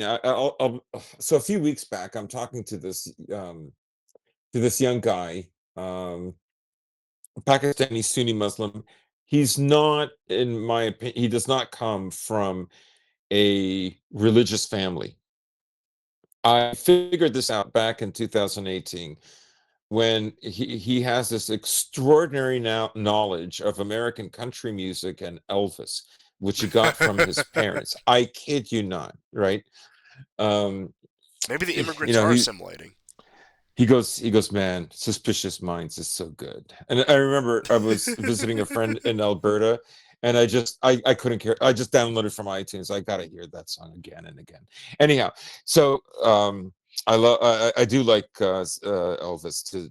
Well, yeah, I do. So, anyways, um, and so I'm talking to him, and I said, from a non-Muslim, let's say Western geopolitically engaged point of view, like, not a normie who's only concerned about facts and numbers and people who are persuaded by let's say mainstream or even alternative media, but someone who has, like, someone like us. I said, you know from, as an outsider, like people like me, they look at Sunni Muslims compared to Shia, and they think, like, what's wrong with Sunnis? Like, where's your honor? Like, you know, like, especially with reference to Palestine. And I said that just 2 weeks before all hell broke loose in Syria, and he was just really quiet. It is the case. And yeah, as you said, the majority of Syria, like 90%, maybe not quite 90, but like 80% of Syria are at least nominally Sunni. And that varies in devoutness and maybe particular flavor across the country, uh, coastal versus desert. But the main casualties, the people fighting the bulk of the Syrian civil war, in terms of just raw numbers, have been Sunni Muslims. And that is who the Salafists and the Wahhabists have been butchering in Syria for all these years, and also in several parts of Iraq and Yemen and across the Middle East, if we're being honest. Uh, a lot of Islamic terrorism, as shitlibs love to point out in 2015, is Muslim on Muslim, even Sunni Muslim on Sunni Muslim. Which, Yeah. their motives for bringing that up were completely disingenuous, but the fact does remain that that was the bulk of Islamic terrorism. And once again, we're seeing that happen again, where you have these people from Central Asia, from uh, Uyghur as it were, whatever they decide Oh, to yeah. call There's it. many Tajiks and Turkmen that are there, as well as Uyghurs. Yeah, as you said. And I think a lot of it, and I don't have the facts, like the solid facts to back me up, is that the reason why the Central Asian countries are so safe and so secular is because they export these people, and they end up in places like Syria, Yeah. and Yeah. they end up becoming the proxy soldiers of Turkey. And look, from their perspective, I don't necessarily blame them, but it is a problem. And I was talking to some Russians about this, and one of the things that they pointed out is because of Russia's visa policy, and keep in mind these are normal Russians. They aren't like, oh, I hate Putin because he isn't exactly based in the way I like him to be. Like I said, very reasonable politics. Not like they're shit libs or like these weird right wing sects who think that they're just too based for Russian politics, as it were. But they made the point that a lot of these people who go to Russia get money, they get educated, and they will go fight in these stupid wars in Syria, in Mm. Iraq, wherever it might be. But as you noticed, never in Palestine, never in Gaza. Just in places that conveniently support the American Empire's interest. Uh, they'll commit terrorist attacks in Iran, but like I said, you'll never see that anywhere that would affect, I don't know, Israeli interests. Not that terrorism is okay. I just want to say on the public record, I disavow all terrorism against anyone for any reason. Just put that out there publicly. But you'll notice the motives of these people versus their actual actions don't usually line up. It's usually in stark contradiction.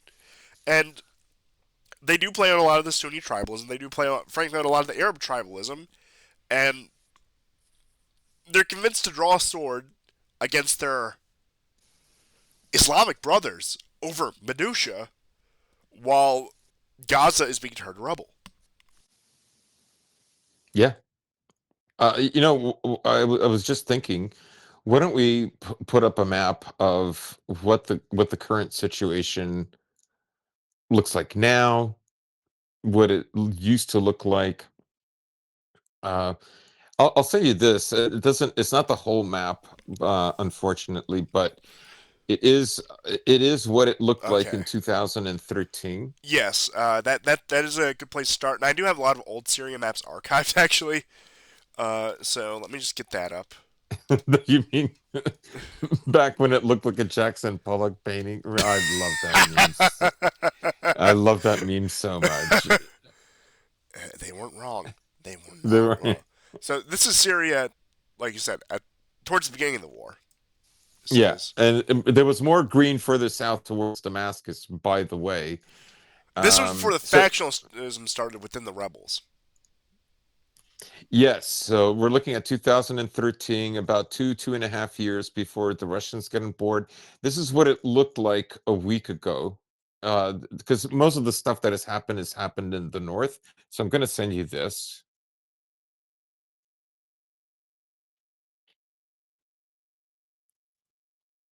Right, Okay, I'll get it up. and then I'll send you what it looks like now, which is just an unmitigated disaster. Just so people know, the yellow is Kurds, the green is the Salafists. Sorry, the Syrian Democratic Forces. Oh yeah, the democratic forces. They love democracy. Oh, hey, there it is again. Yeah, there it is, democracy. They're doing this for democracy. I love how that still works on the American public. Like it just boggles my mind, right? Like 9/11 was probably the most significant event that happened to America in this century. I mean, it even eclipsed everything in the previous century. And like literally in 10 years, they're working almost openly with with Al Qaeda in Syria and in Iraq. And then another 10 years, like and even now, it's obvious what's going on. Of course, Israel too has been in the news But I thought with Israel was the thin line of defense between the West and Islamic terrorism. That's what I was told. yeah.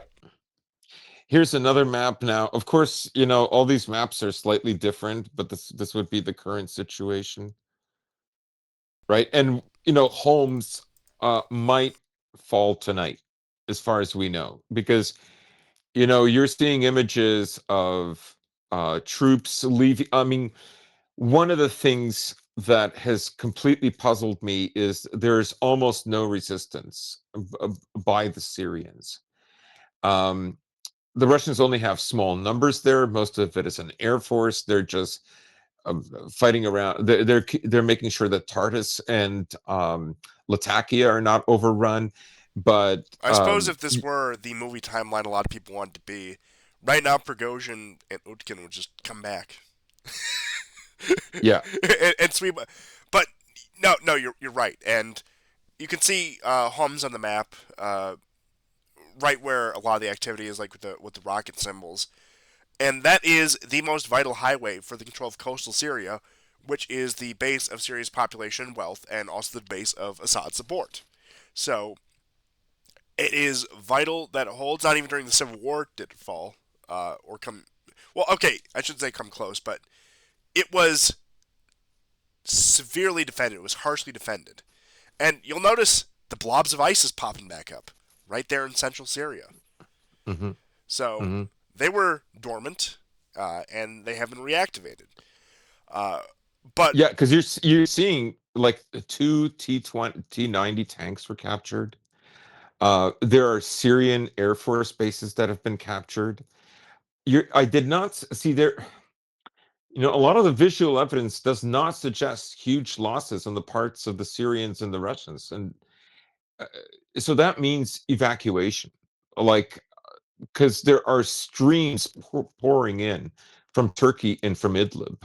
Now, I have seen video evidence of big losses uh, uh, uh, on the part of HTS as because of Syrian and Russian bombing, like huge. For instance, when they took over Aleppo, um, you had many cases where they're just bombing the smithereens out of these guys, and they are soldiers. They're not regular guys running around with fishing vests. Those are military vests. These are military guys, and as you say, these sleeper cells have been in Aleppo, but also in Hama, because Hama is the other big city that fell, and they've also been spotted in Homs. Now, the so-called rebels did go into the outskirts of Hama a few days ago and then left because reinforcements moved in. But again, it held for like 24 hours, maybe 48 at the most, and the Syrians retreated. One of the things we said off air a few days ago was that I always wondered about how long can Syria continue to fight, because it just it's not strong enough, and the Americans literally stole its wealth. They well, stole its oil, they stole its wheat, they gave it to Israel primarily. um I think there's another big question in all of this that we have to explore, and is that what is Pezeshkian's role in this? Did he stab Syria in the back too? who Pezeshkian.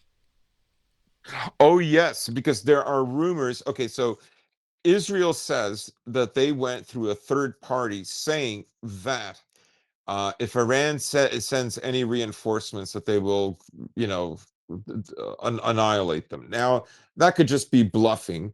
I know that the Americans attacked a convoy that went in, presumably a Shia convoy that went from Iraq into Syria. The other thing is, of course, is the Americans today acknowledged helping. There's a new faction in northeastern Syria along the Euphrates River. Now, I was going to bring them up in a show. They're called something like the the tribe council or the tribe union or something of that effect. They're not necessarily ISIS. They're not the Syrian Democratic Forces or any of these other bogus names, but they went and attacked Syrian positions and Syrian proxies that are basically they might be Hezbollah, they might just be Iraqi Shia, And of course, the Americans, of course, had to help them out with their A-10s. Initiative, the first wave was not successful, but I think the second wave was. So, and the Kurds have capitulated in some areas. Well, let's They're not they're forget also retreating. that with the rise of ISIS, about 25% of ISIS's soldiers were Kurdish. Despite the mythology of resistance and triumph you hear about the Kurds, many of them bent down and kissed knee, or kissed kissed knee, probably kissed the knee too, but kissed the ring when ISIS showed up. Yes, yes. And I think you're right. How long could Syria have been expected to hold out? And during Because it the just wasn't. America would not allow it to rebuild. It went in there. It's occupying a country illegally. It's stealing its oil, and then Blumph actually admitted it. And it's again, it's a bunch of it is for Jewish interests, with regards to Israel, but other interests as well. But that's a because of course a lot of this oil, the Kurds are very happy to work with the Jews to sell their oil to them. they did And in Iraq Erdogan, and of they'll do it course, in is a Syria. what's that? They did it in Iraq too, and they'll continue to do it in Syria as well. Yeah. And like you So said, that's the West. because they've been deprived of their oil so long, deprived of their natural resources, they had no capacity to rebuild. All the while, Turkey probably had these groups on standby, waiting for this. Now, the good news, if you can call it that, I'll bring up a couple points, is that the Gulf states have remained firm and not backing this, that they are still on the path of reconciliation with Syria and Iran. So Saudi Arabia has not thrown its weight behind the revolution yet. We'll see what happens with that. But the Gulf states are in a very delicate position where they probably can't afford to do so, even if they would like to. So the rebels are deprived of a large source of funding and resources from that end. And also, official numbers, we'll see what this actually turns out to be in reality, of opposition forces, particularly of the HTS forces, is only about 12,000. Now, we'll see how many turncoats there are, we'll see how many people break ranks, but so far these have been very rapid gains by very small groups.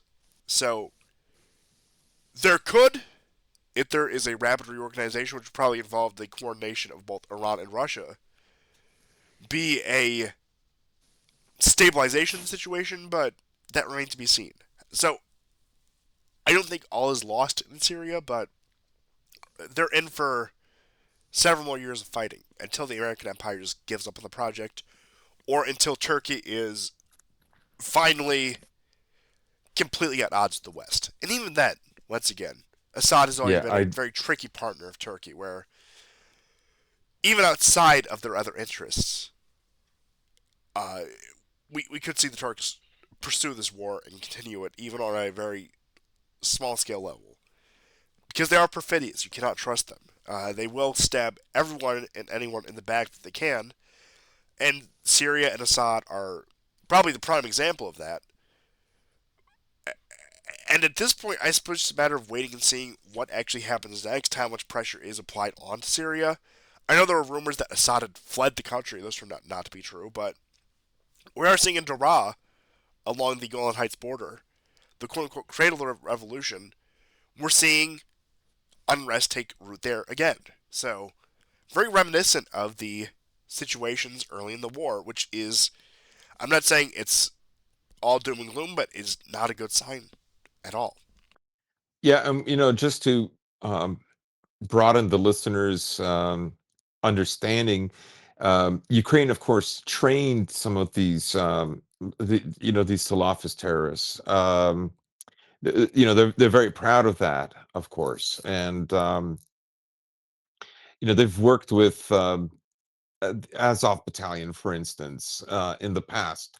These are the Chechens. I remember them all the way back in 2014. Russia's Uh, barbaric Muslim Asiatic hordes versus our based Asiatic Muslim hordes. yes, and so you know, and then you still get this kind of mixed messaging, right? I sent you that slide from the Times of Israel where they're basically say they're reaching out. Of course, Jolani was interviewed on CNN, and he's talking about how diversity. He's changed the whole message. He literally sounds like a Westerner now about we're going to embrace diversity. Diversity in Syria is what keeps us strong, et cetera, et cetera. Like all these stupid Western buzzwords. And Amit Yagur, who was a former Israeli intelligence officer, is now saying Israel admits it needs Assad because an orderly regime keeps sectarian fanatics at bay. So now Israel is suggesting that these forces risk is put Israel at risk. I'll say in the short term and medium term, no. What they're afraid of is probably like a consolidation of Sunni rule in this area, right? And the thinking in the long term, it's kind of like people who think, like my brother loves reading the UNS report. And what's the name of the guy who had the Daily Stormer? What's his name? Uh, Uh, that was so long ago, it escapes me. but anyways, people used to write him, Polish people used to write him and said, we're part of NATO because we're going to get even with Russia, right? And we're going to stay based, and we're going to stay Catholic and religious and conservative. You just watch. And of course, none of those things happened. NATO will And let in us have the fact, the day that Commonwealth. yeah, anyways, Andrew Anglin, right? So Andrew Anglin says, like, I don't get those letters anymore. And it's ironic because I think on November 27th, when the Moscow police force raided all these gay clubs, that happened on the same day that Poland passed a law that now it's a criminal offense. You can be fined for criticism of LGBTQ people. So no, no, you're not. You're a vassal. That's what vassals do. You're gonna submit whether you like it or not. But I say this because I think that these Sunnis are under the same impression that they're going to use America, and then when the time is right, then they're going to go after Israel, right? It's why a lot of them, got frustrated. They're fighting with the Americans, but the Americans will hit them, will kill them when they're not behaving as they want in, let's say, Iraq, right? And then these guys get frustrated, and then when they end up in Europe, of course they commit terrorist attacks, mostly because they're frustrated. I mean, a lot of them think that they're actually fighting America, right? They're not fighting America. Turkey is a NATO ally. Um, America could conceivably do another coup on Erdogan if they wanted to. It might even be successful. Who knows? But what I'm trying to say is, long term, yes, Israel would be concerned about these guys. Maybe the situation in America changes, maybe not, all of those things. But seriously, in the short term, no. Israel is already there's indications that Israel also provided intelligence. Remember that Israel bombed Syria more in 2024 than any previous year. So Israel bombed Syria something like 245 days out of 365. Yes, and they blew up the Iranian consulate and everything. They Right. assassinated several high-profile figures, both Syrian and Iranian as well. Yeah, and I think that's another thing to think about. Like, how hard was, I mean, Hezbollah was strong enough to withstand losing thousands of men, the pager and telephone and cell phone attacks, losing um, their leader, and then the heir to the leader, like their heir apparent, like 2 days later. Um, but eventually, Israel had to regroup. Eventually, now Israel's broken this ceasefire, of course, but they're not. They've essentially really dialed things down. and to some extent are focusing more on Gaza. But even that is not going exactly the way they wanted. Um, I mean, they're getting a lot of what they wanted. They got the genocide that they wanted, but um, I would say that it still fascinates me that all of this happened literally just 12 hours after the deal reached between Hezbollah and in Israel. However, Hezbollah is probably weakened to a certain degree, and so is Iran, that they cannot um, mount an offensive in Syria. So if any remnant of Syria remains, if the Russians still want bases in Syria for their warm sea fleet in the Mediterranean, they're going to have to invest. And this is why I said back in September that if they really wanted to extend Russia, it would be in Syria, but not in Ukraine or Russia. And I think you're right because when it comes to Russia's strategy, they cannot afford to lose. Looking at the big picture, Yeah. Latakia and Tartus. It cuts them off from North Africa, it cuts them off from the Mediterranean entirely, and it boxes them in. And also the reputational hit that they have been the guarantor of Syria for a decade now, and it's falling apart. And you can talk about the exact reasons why, but how it looks internationally, it doesn't look good at all. Yeah. Yeah. Yeah. Yeah. That's why I say, like, this is a bad look. Macron refusing to leave office is a bad look. Macron forced to leave office is a bad look. All of these things reflect on major powers. So it's going to be very interesting to see what happens. There were rumors that the Russians that their ships were leaving. That has been discounted. The ships are being used to carry out strikes. But the Syrians do not have the ability to control the kind of territory that they had before. And I don't like, I think they're exhausted. Can you imagine another 11 years of fighting? I can't. A Um, whole new generation at that. yes, whole new generation. You're also, as I said, I think for a lot of people, they probably waited for things to get better, uh, again, America withholding the ability for Syrians to even rebuild. Like, yes, okay, fine, you can steal the wheat, you can steal the oil, you can give it to your Jewish friends, but um, at least let us rebuild. They won't even do that. They won't even tolerate that. And I mean, really, if the Salafists take over Syria, the only thing that'll ever become of it is it'll just become, um, I don't know, just like another Jordan or Saudi Arabia. It'll become this In the best weak, case, assuming it isn't, limp-wristed.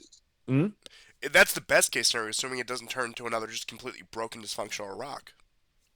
Right, or in Iraq, or let's say something broken like Libya. Um, anyways, I just the two things that stand out to me is the kind of mixed messaging that's coming out of Israel, and what to expect in the near future with regards to Russia. At this point, I think the only quick pro Assad solution is that the Russians and the Iranians, and maybe even China at that point, exert extreme pressure on Turkey to come to the bargaining table. Because that's the only way. Look, yes, it is a project of the American Empire, but Turkey is the front and center actor here. Yeah, And unless the Russians have something that they can dangle over their head, which they might, there's a lot of options out there, then they're going to have to do this the hard way if they want to preserve Syria. But otherwise, at this point, getting Turkey to the table and getting Erdogan to do another famous pivot is for Syria probably the of the utmost importance right now. And this comes just months after diplomatic feelers being put out, phone calls between Erdogan and Assad. months afterwards. And perhaps he'll have no choice at some point in the future if he remains in power, but realistically, who's going to trust Erdogan? Who's going to trust Turkey after this? Any credibility is completely burned. That you had them hemming and hawing since 2018, 2019 on the peace process before eventually coming around to it, trying to enforce it to some degree. And now they've taken a complete reversal of course. And we're seeing their offensive, not only the one that they're directing, but the ones that they're also giving way to for other groups like HTS and ISIS and the assorted rebel groups. I'll say it. I said it before.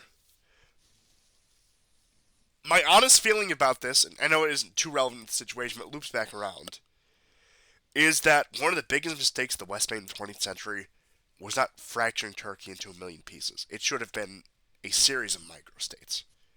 This country Mhm. should not have been allowed to become reunited because it has been nothing but an albatross around everyone's neck since 1923. I mean, going back further, certainly, but we're talking the modern state of Turkey. What a disaster. The fact that, and Turkey has other neighbors. They have Iraq. They have their European neighbors. They have the Black Sea. They have Armenia as well. They're capable, maybe not to the same extent, of wreaking the same kind of chaos in those countries as well. This country is a rogue state if there ever was one. Uh, Not that I ever particularly had much sympathy with Erdogan, but the idea of a reasonable man who can be negotiated with despite being a shrewd negotiator is completely out the window. He is unworkable. There's no reconciliation, and not just him, but the Turkish state.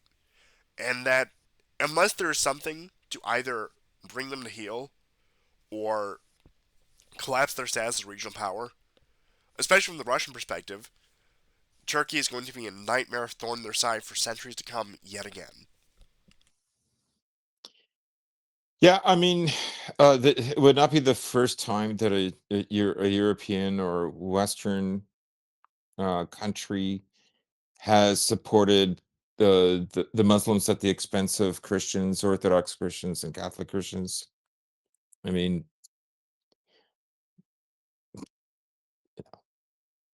like, fighting on the side of Turkey against Russia over Crimea, like, and how far back that sent the Balkans under Turkish rule, that could have been alleviated. It's just I don't know. It's garbage. Oh, it's a complete disaster. It's a travesty, frankly. And I mean, looking at Syria for years, you thought that it was just a closed book. That eventually diplomatic processes will sort it out somewhat in Assad's favor. He'll come out slightly on top of this, but that might not be the case. And I know that the betting No. markets are saying that oh, he's going to flee the country before the end of the year. I don't think that's going to happen. I think at this point, especially with how staunch of a stance he's taken, he has no choice but to go down the ship if that's the direction. There's nowhere to flee to. Who's going to take him in? Even if they do, uh, he's as good as assassinated the moment they get the chance. And that might also be a possibility moving forward that either the U.S. or Israel drop another bunker buster like they did in 2018 and actually do take him out this time. Uh, that is a real possibility. In which case, if he goes down, I would say that small chance he does, but not impossible. He goes down. Uh, there's no other powerful enough figure, I think, in Damascus that can hold together the red territory right No. now. Uh, and it could be even worse, where his own inner circle starts to turn on him I think because of so. his action. In which case, palace infighting, even if it is for a quote unquote good cause, never ends well. Yeah, I think it's you put it well. There's no way to unify the country, and I think I mean, you even hear of the Druze in the southern part of Syria. That's near the Jordanian Israeli Golan Heights border. They've sided with so-called rebel groups or the HTS. Um, I, I hate to say it. I think the writing is on the wall. If they can keep Damascus, I mean, this morning the Israelis bombed a bridge. It's actually two bridges side by side that link Syria with Lebanon. Right. I mean, Israel has wanted this for a very, very long time. Uh, that's what the bombing campaign has been this whole time. Um, and I mean, we'll just have to see what happens. Well, much like in the early stages of the war, at this point, I think the only way militarily Syria's government can be saved is the full force of the IRGC within as soon as possible. Let's put it that way. I'm not going to put a time frame on it, but that I think is the only thing that could turn this around. Probably the only ally Syria has that has the capability and resources to funnel that in. But once again, that is massive escalation with Israel, which will get them even further Yeah, involved. But yeah. at a certain point, looking at it from, say, Pezeshkian's or the Ayatollah's perspective, either we sit back and do nothing until this creeps into Iraq and eventually into Iran, because this is actually a case where domino theory would apply. When one falls, the others will.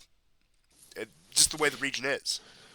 Uh, or they can put up the flag of revenge, as they love to do so much, and actually dig in Syria and present the resistance that they purport themselves to be. Because, look, maybe I am being alarmist, but I think if the Iranians don't reverse the situation in Syria, it is only a matter It's of years before it creeps through Iraq and eventually gets to the Iranians. Yes, because it'll be looked at as a sign of weakness, and this is an area that traditionally in the world, um, strength speaks volumes. Now, I don't know if this is true. On Telegram, the Clash report tends to be very pro Sunni, very pro HTS, ISIS, whatever. And now I don't know if this is true, but Iraq's influential Shia cleric Muqtada al-Sadr urged the Iraqi army and militia groups to refrain from engaging in the conflict in Syria. Knowing what I know about him, it's not unbelievable, but I need to see better evidence. It's not a Yeah. I mean, But hundreds of thousands of people have started evacuating Homs, Hama, Aleppo, because these people talk about how they're going to have this diverse Syria, right? And there's probably people foolish enough to believe that if Assad leaves, we can have prosperity again, right? Or I'm sure Erdogan believes that if Assad leaves, then I can dump all these migrants back into Syria again. There was already a sizable amount of Syrians in the hundreds of thousands that moved back in. Now, a lot of these could have been sleeper cells for all we know, right? Um, it's the reason why the Americans cannot allow Syria to rebuild is because they would in tow support Assad. It would look like I mean, even with all the territory that America helps control for the Kurds and for the Salafist terrorists in that part of eastern Syria that they took over, bordering Iraq. Um, they if that had happened, the project would have been finished, and I think a lot of this. I mean, what we've witnessed since October the 7th, 2023, is a war between the West and Iran to some degree, and Syria is part of that war. And the U.S. and Israel are winning it um, at the moment. Uh, because they're adamant that the Iranian influence cannot grow in this region. I don't even know how many um, Gulf states besides Qatar are really funding um, the um, the insurgents, the so-called rebels, because America has never stopped supplying them weapons. I mean, even Seymour Hersh in 2007 predicted that something would happen in Syria because America had already began sending arms. This is before Libya.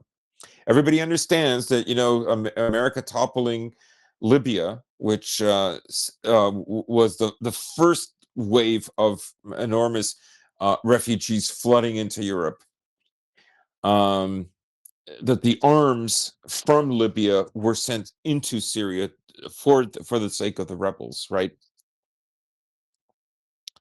So that's where we are now. I mean, this in just 1 week, it's absolutely stunning. And if these reports about Iran are true, because there has been a lot of fakery. I will say this. There have been a lot of reports that turned out not to be true, or there have been exaggerations.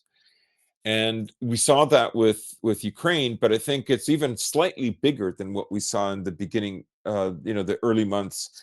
So it's been a week. It's been very dramatic. There's no question that the Syrians lost two very important cities, Aleppo and Hama, and homes might go tomorrow. So I don't know what to say. It's we'll see. We'll I see think if we also have to because touch the there was a time where Damascus was completely surrounded, or virtually completely surrounded. It was for years. It was like an operational um, encirclement. I suppose that brings up the next biggest question of, regardless of whether Assad stays or goes, if there's going to be this power struggle in Syria, there is going to be another migrant crisis. Oh yeah, And Turkey, as we've seen, will weaponize that migrant crisis. The Europeans will foolishly take these in.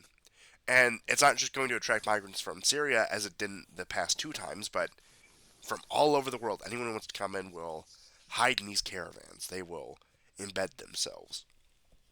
And the question is, what is Europe's response going to be?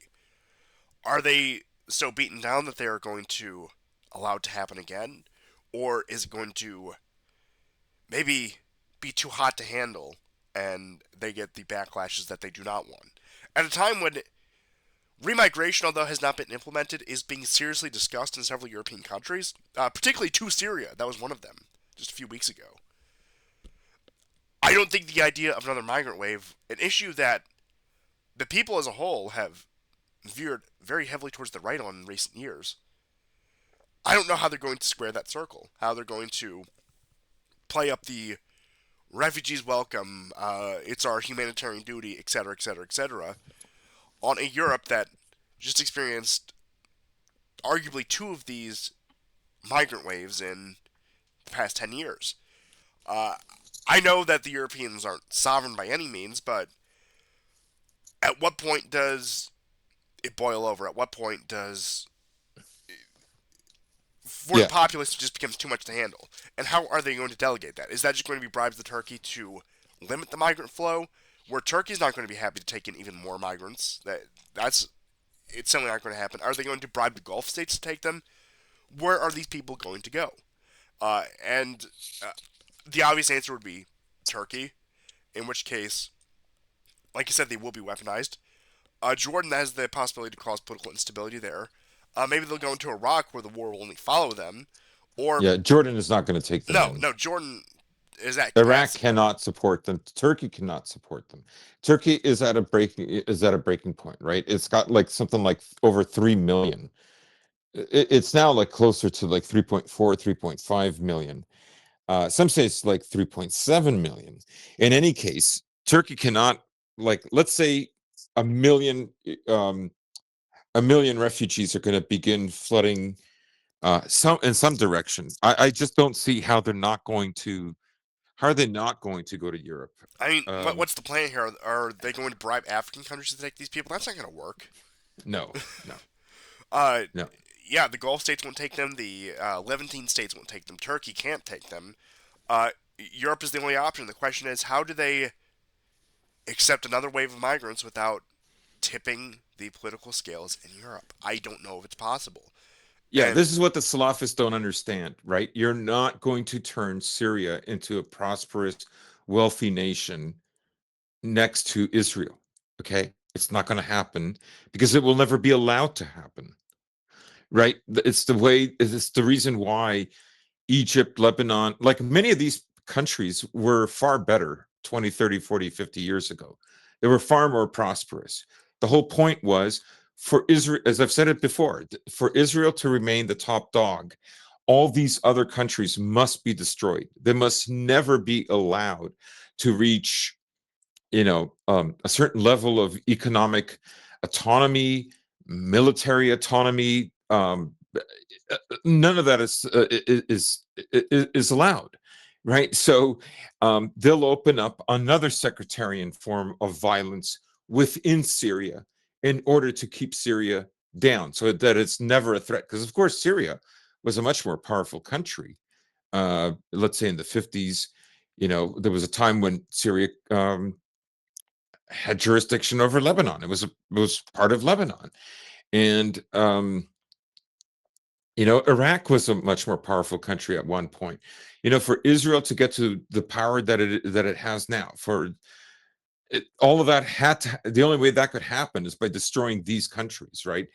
After those wars, after Israel's creation in 1948, all those wars that followed, you know, um, they could never be allowed for that to happen again, and that is why, um, clean break you know, demo. yes, I mean exactly, and Sunni Muslims are just in a way they're just navel gazing, right? They're they're fighting other Muslims that I don't know enough about Islam. They're fighting with Shia because obviously they can't fight the Israelis and the Americans. And they tried, they failed, and in due time they're going to lose the Al-Aqsa Mosque. Eventually, something like that is going to happen. And Jelani and his terrorists are not going to lift a finger. Well, I think a couple points to touch on in that is I do believe that doctrinally in some schools of Islam they believe that for their prophecies to be fulfilled, Damascus has to fall before Jerusalem. Oh, Uh, really? yes, and I think that was a large part of how they drummed up support for the Syrian civil war. I could be wrong with that, but if somebody knows more who can confirm or deny, please do. Secondly, I know it's going to sound outlandish. I know it's going to sound unrealistic. I know it's going to sound like just fantasy on my part because of my dislike for Israel. But really, the only solution for this is in order to stop another migrant wave, in order to stop an implosion of the region, Palestine has to be ceded to the Arabs. It's that simple. I'm not saying that's going to make it a peaceful region by any means, but in order to stop what we're seeing now and once again another migrant wave to the west, Palestine has to be ceded to the Arabs. There is simply no other way. Yeah, yeah, And yeah, the chances of that happening are increasingly more unlikely with each passing day. yeah, But like I said, it won't bring peace to the region. But the only way to stop this current 40-year-long war is that Israel needs to be taken out of the picture. They are simply an unstable force in an already unstable region that globalized the problem because of their influence.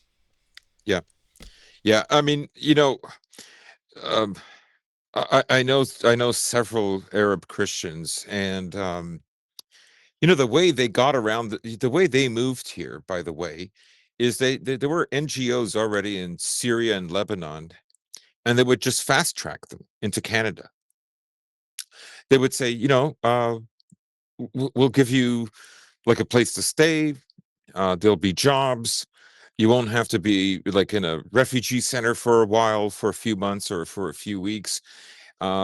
It's already, and that's the way they got Christians to leave the Middle East. But of course, there was also the violence in Iraq, the war that America unleashed. And they would also Uh, smother any sort of Christian political movement in its cradle. Because as we saw with Lebanon, the Israelis were more than willing to side with the Christians, except when they got too powerful, it was time to stab them in the back. Right. And there's also the conceit of American Christians who literally don't even think anybody else is a Christian except them. Yeah, we talked Right. about this bizarre Protestant theology actually last week, where it's either your church has to have a rainbow flag or an Israeli flag, and that's how it's acceptable with the American Empire, preferably both. Yeah.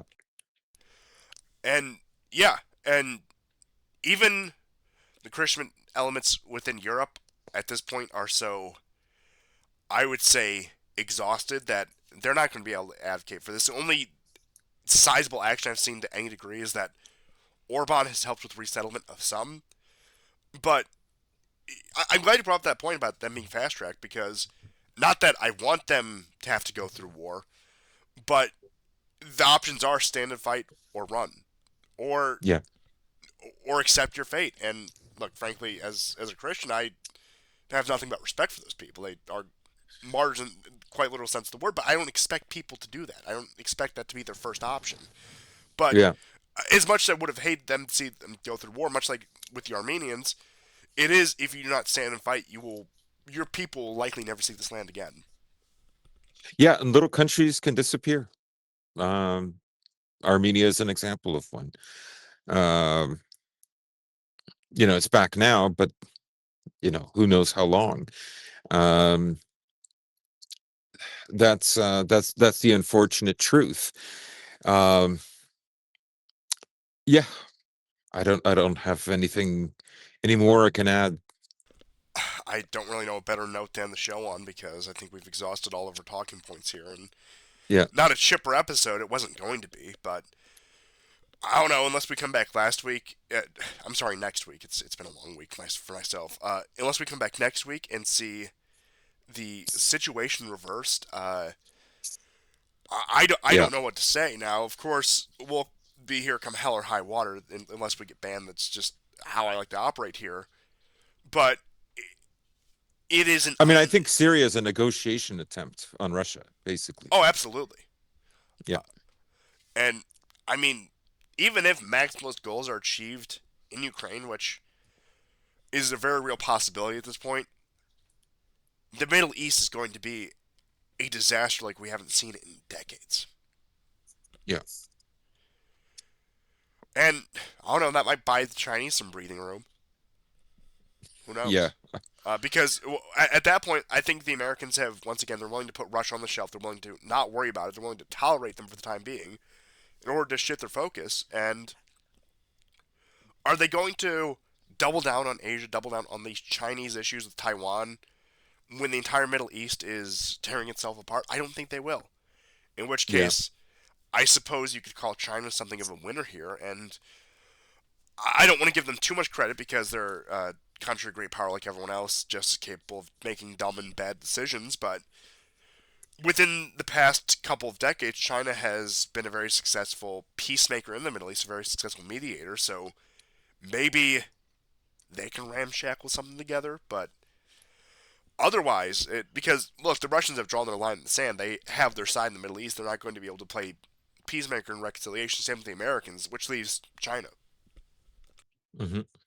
And even then, that's still a I bit of a wouldn't count on stretch. them. No, I wouldn't. I wouldn't either. But uh, I hate to say this entire region is going to explode. And how long until, beyond just refugees, how long until actual hot war action bleeds into Europe? I mean, look at Cyprus. The island is still heavily divided and heavily militarized.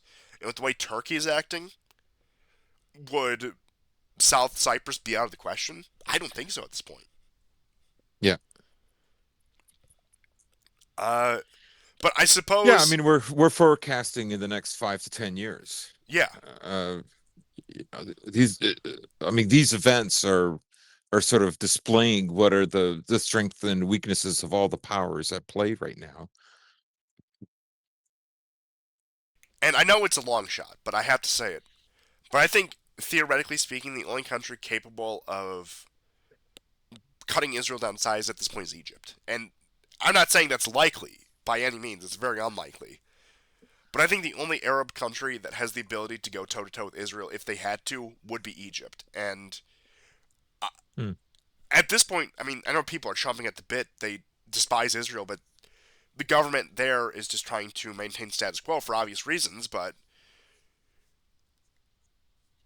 if Yeah, anything, I mean, I think the Muslim world right now is in a very weak spot. oh, absolutely. But and like I said, I want to reiterate that I do not think it's going to happen. But the only country at this point that could hit Israel where it hurts is Egypt. I think, even beyond Iran.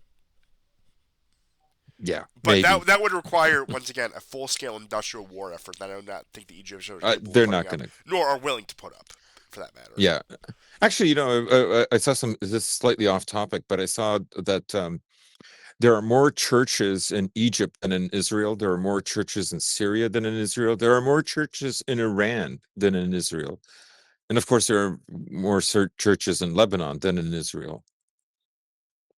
Oh yes, our greatest ally. Um, because we brought him up earlier, something else I will recommend to people is Tucker Carlson did an interview with uh, some Christian clergyman, I can't recall the church, who was in Palestine when the war started in the West Bank. But the Lutheran. Yeah, and he recounted his experience, and it's exactly what you'd expect. Uh, this place is no friend of Christians. This place is no ally of ours. This place is a walking disaster that will drag down the entire region, if not the entire world, if it means getting one over on their enemies temporarily. Yes, and in fact, there was an article in the Times of Israel that said um, Israel needs Lebensraum. Oh, of course they did. Of Yeah. But like I said, even if you want to make the most, even if I wanted to steel man the pro-Israel argument, it's this great democracy in the Middle East. It's the only place that has human rights, freedom, all that crap. It's democracy for Jews. Oh, oh, That's oh, it. well, yeah. Number one, of course, there's that. Number two, how much democracy is worth it if it means tolerating one of the largest forces of not only regional but global instability at this point? And mind you, if we're to believe the bluster of the Israelis, if by some stretch of the imagination the Arabs could build a coalition to go toe to toe with Israel, they're just gonna nuke us all. If we believe their own documents, they're gonna eviscerate Europe, they're gonna eviscerate Russia, they're gonna eviscerate the Middle East, probably even North America at that point. If we believe that this country Hmm. is, I I'll mean, say this country Iran is the struck most them pretty dangerous in the well. world. Iran struck them, and Israel could have nuked them and didn't. Yes, but I'm saying like a serious like existential threat, like the armies actually are on Israel's border. Yeah, like I say, I just think that that the Muslim world is in chaos, and it is disorganized, and it is weak, and it is largely subverted. It's done. Um, like I say, Iran really was the only country that I don't know. Like, again, it's an outsider that showed any kind of, I don't know, nobility or chivalry, or just an ability to fight, to go toe to toe with Israel within their limited range. It was the only country um, that was willing to do that. All these other countries that have as much wealth, have more wealth. Um, eh, they decided to get into sectarian violence instead of Israel. Um, I think a lot of them. I think right now they just want to be left alone. They want to maybe focus on being prosperous, or making sure that strife doesn't take hold in their societies. But you know, Israel is going to want more, and sooner or later that Al-Aqsa Mosque, that's on top of the Temple Mount. The Israelis want that, and um, 2024 has only emboldened the Israelis to go for that. What will happen then, I don't know, but I think the game that that the U.S. and the Israelis are playing is to demoralize the Muslim world to such a degree that when it happens, they won't do anything, or it'll be so feeble, you know. You brought up the Al Aqsa Mosque, so I have to say it on a very serious note. Now, we're both Orthodox Christians. I am by Yeah, no means, I'm not well versed by any means. I, try my best, but there's people who are far better read and could tell you this. I mean, ask any priest really, and he'll probably give you the honest story. Most of them will, and they will tell you about end time prophecy, and they will tell you what the building of the third temple means. And I'm not exaggerating. I'm talking purely theological terms. yeah, It has apocalyptic implications. yeah, And like I said, because I'm not the most eloquent. Look, I've never made my beliefs a secret, but because I'm not the most eloquent, I don't talk about them at length. But I will say wholeheartedly, my aunt's beliefs. I know they're yours. I know they're probably a sizable yeah, amount of the audience. yeah, That if we do see that scenario, which is not unlikely, that is apocalyptic implications. yeah, yeah. That's what I'm getting at. And Because the Muslim presence there has been that which has stopped Israel from achieving this. yeah, at that point, I don't really know what else to say. In that, uh, this could turn. I mean, it has turned disastrous, but this could turn quite literally apocalyptic in relatively short order. And I don't really know what else to say with that. Yeah. But did you have any last minute things? No, that's it. That's it for the last minute.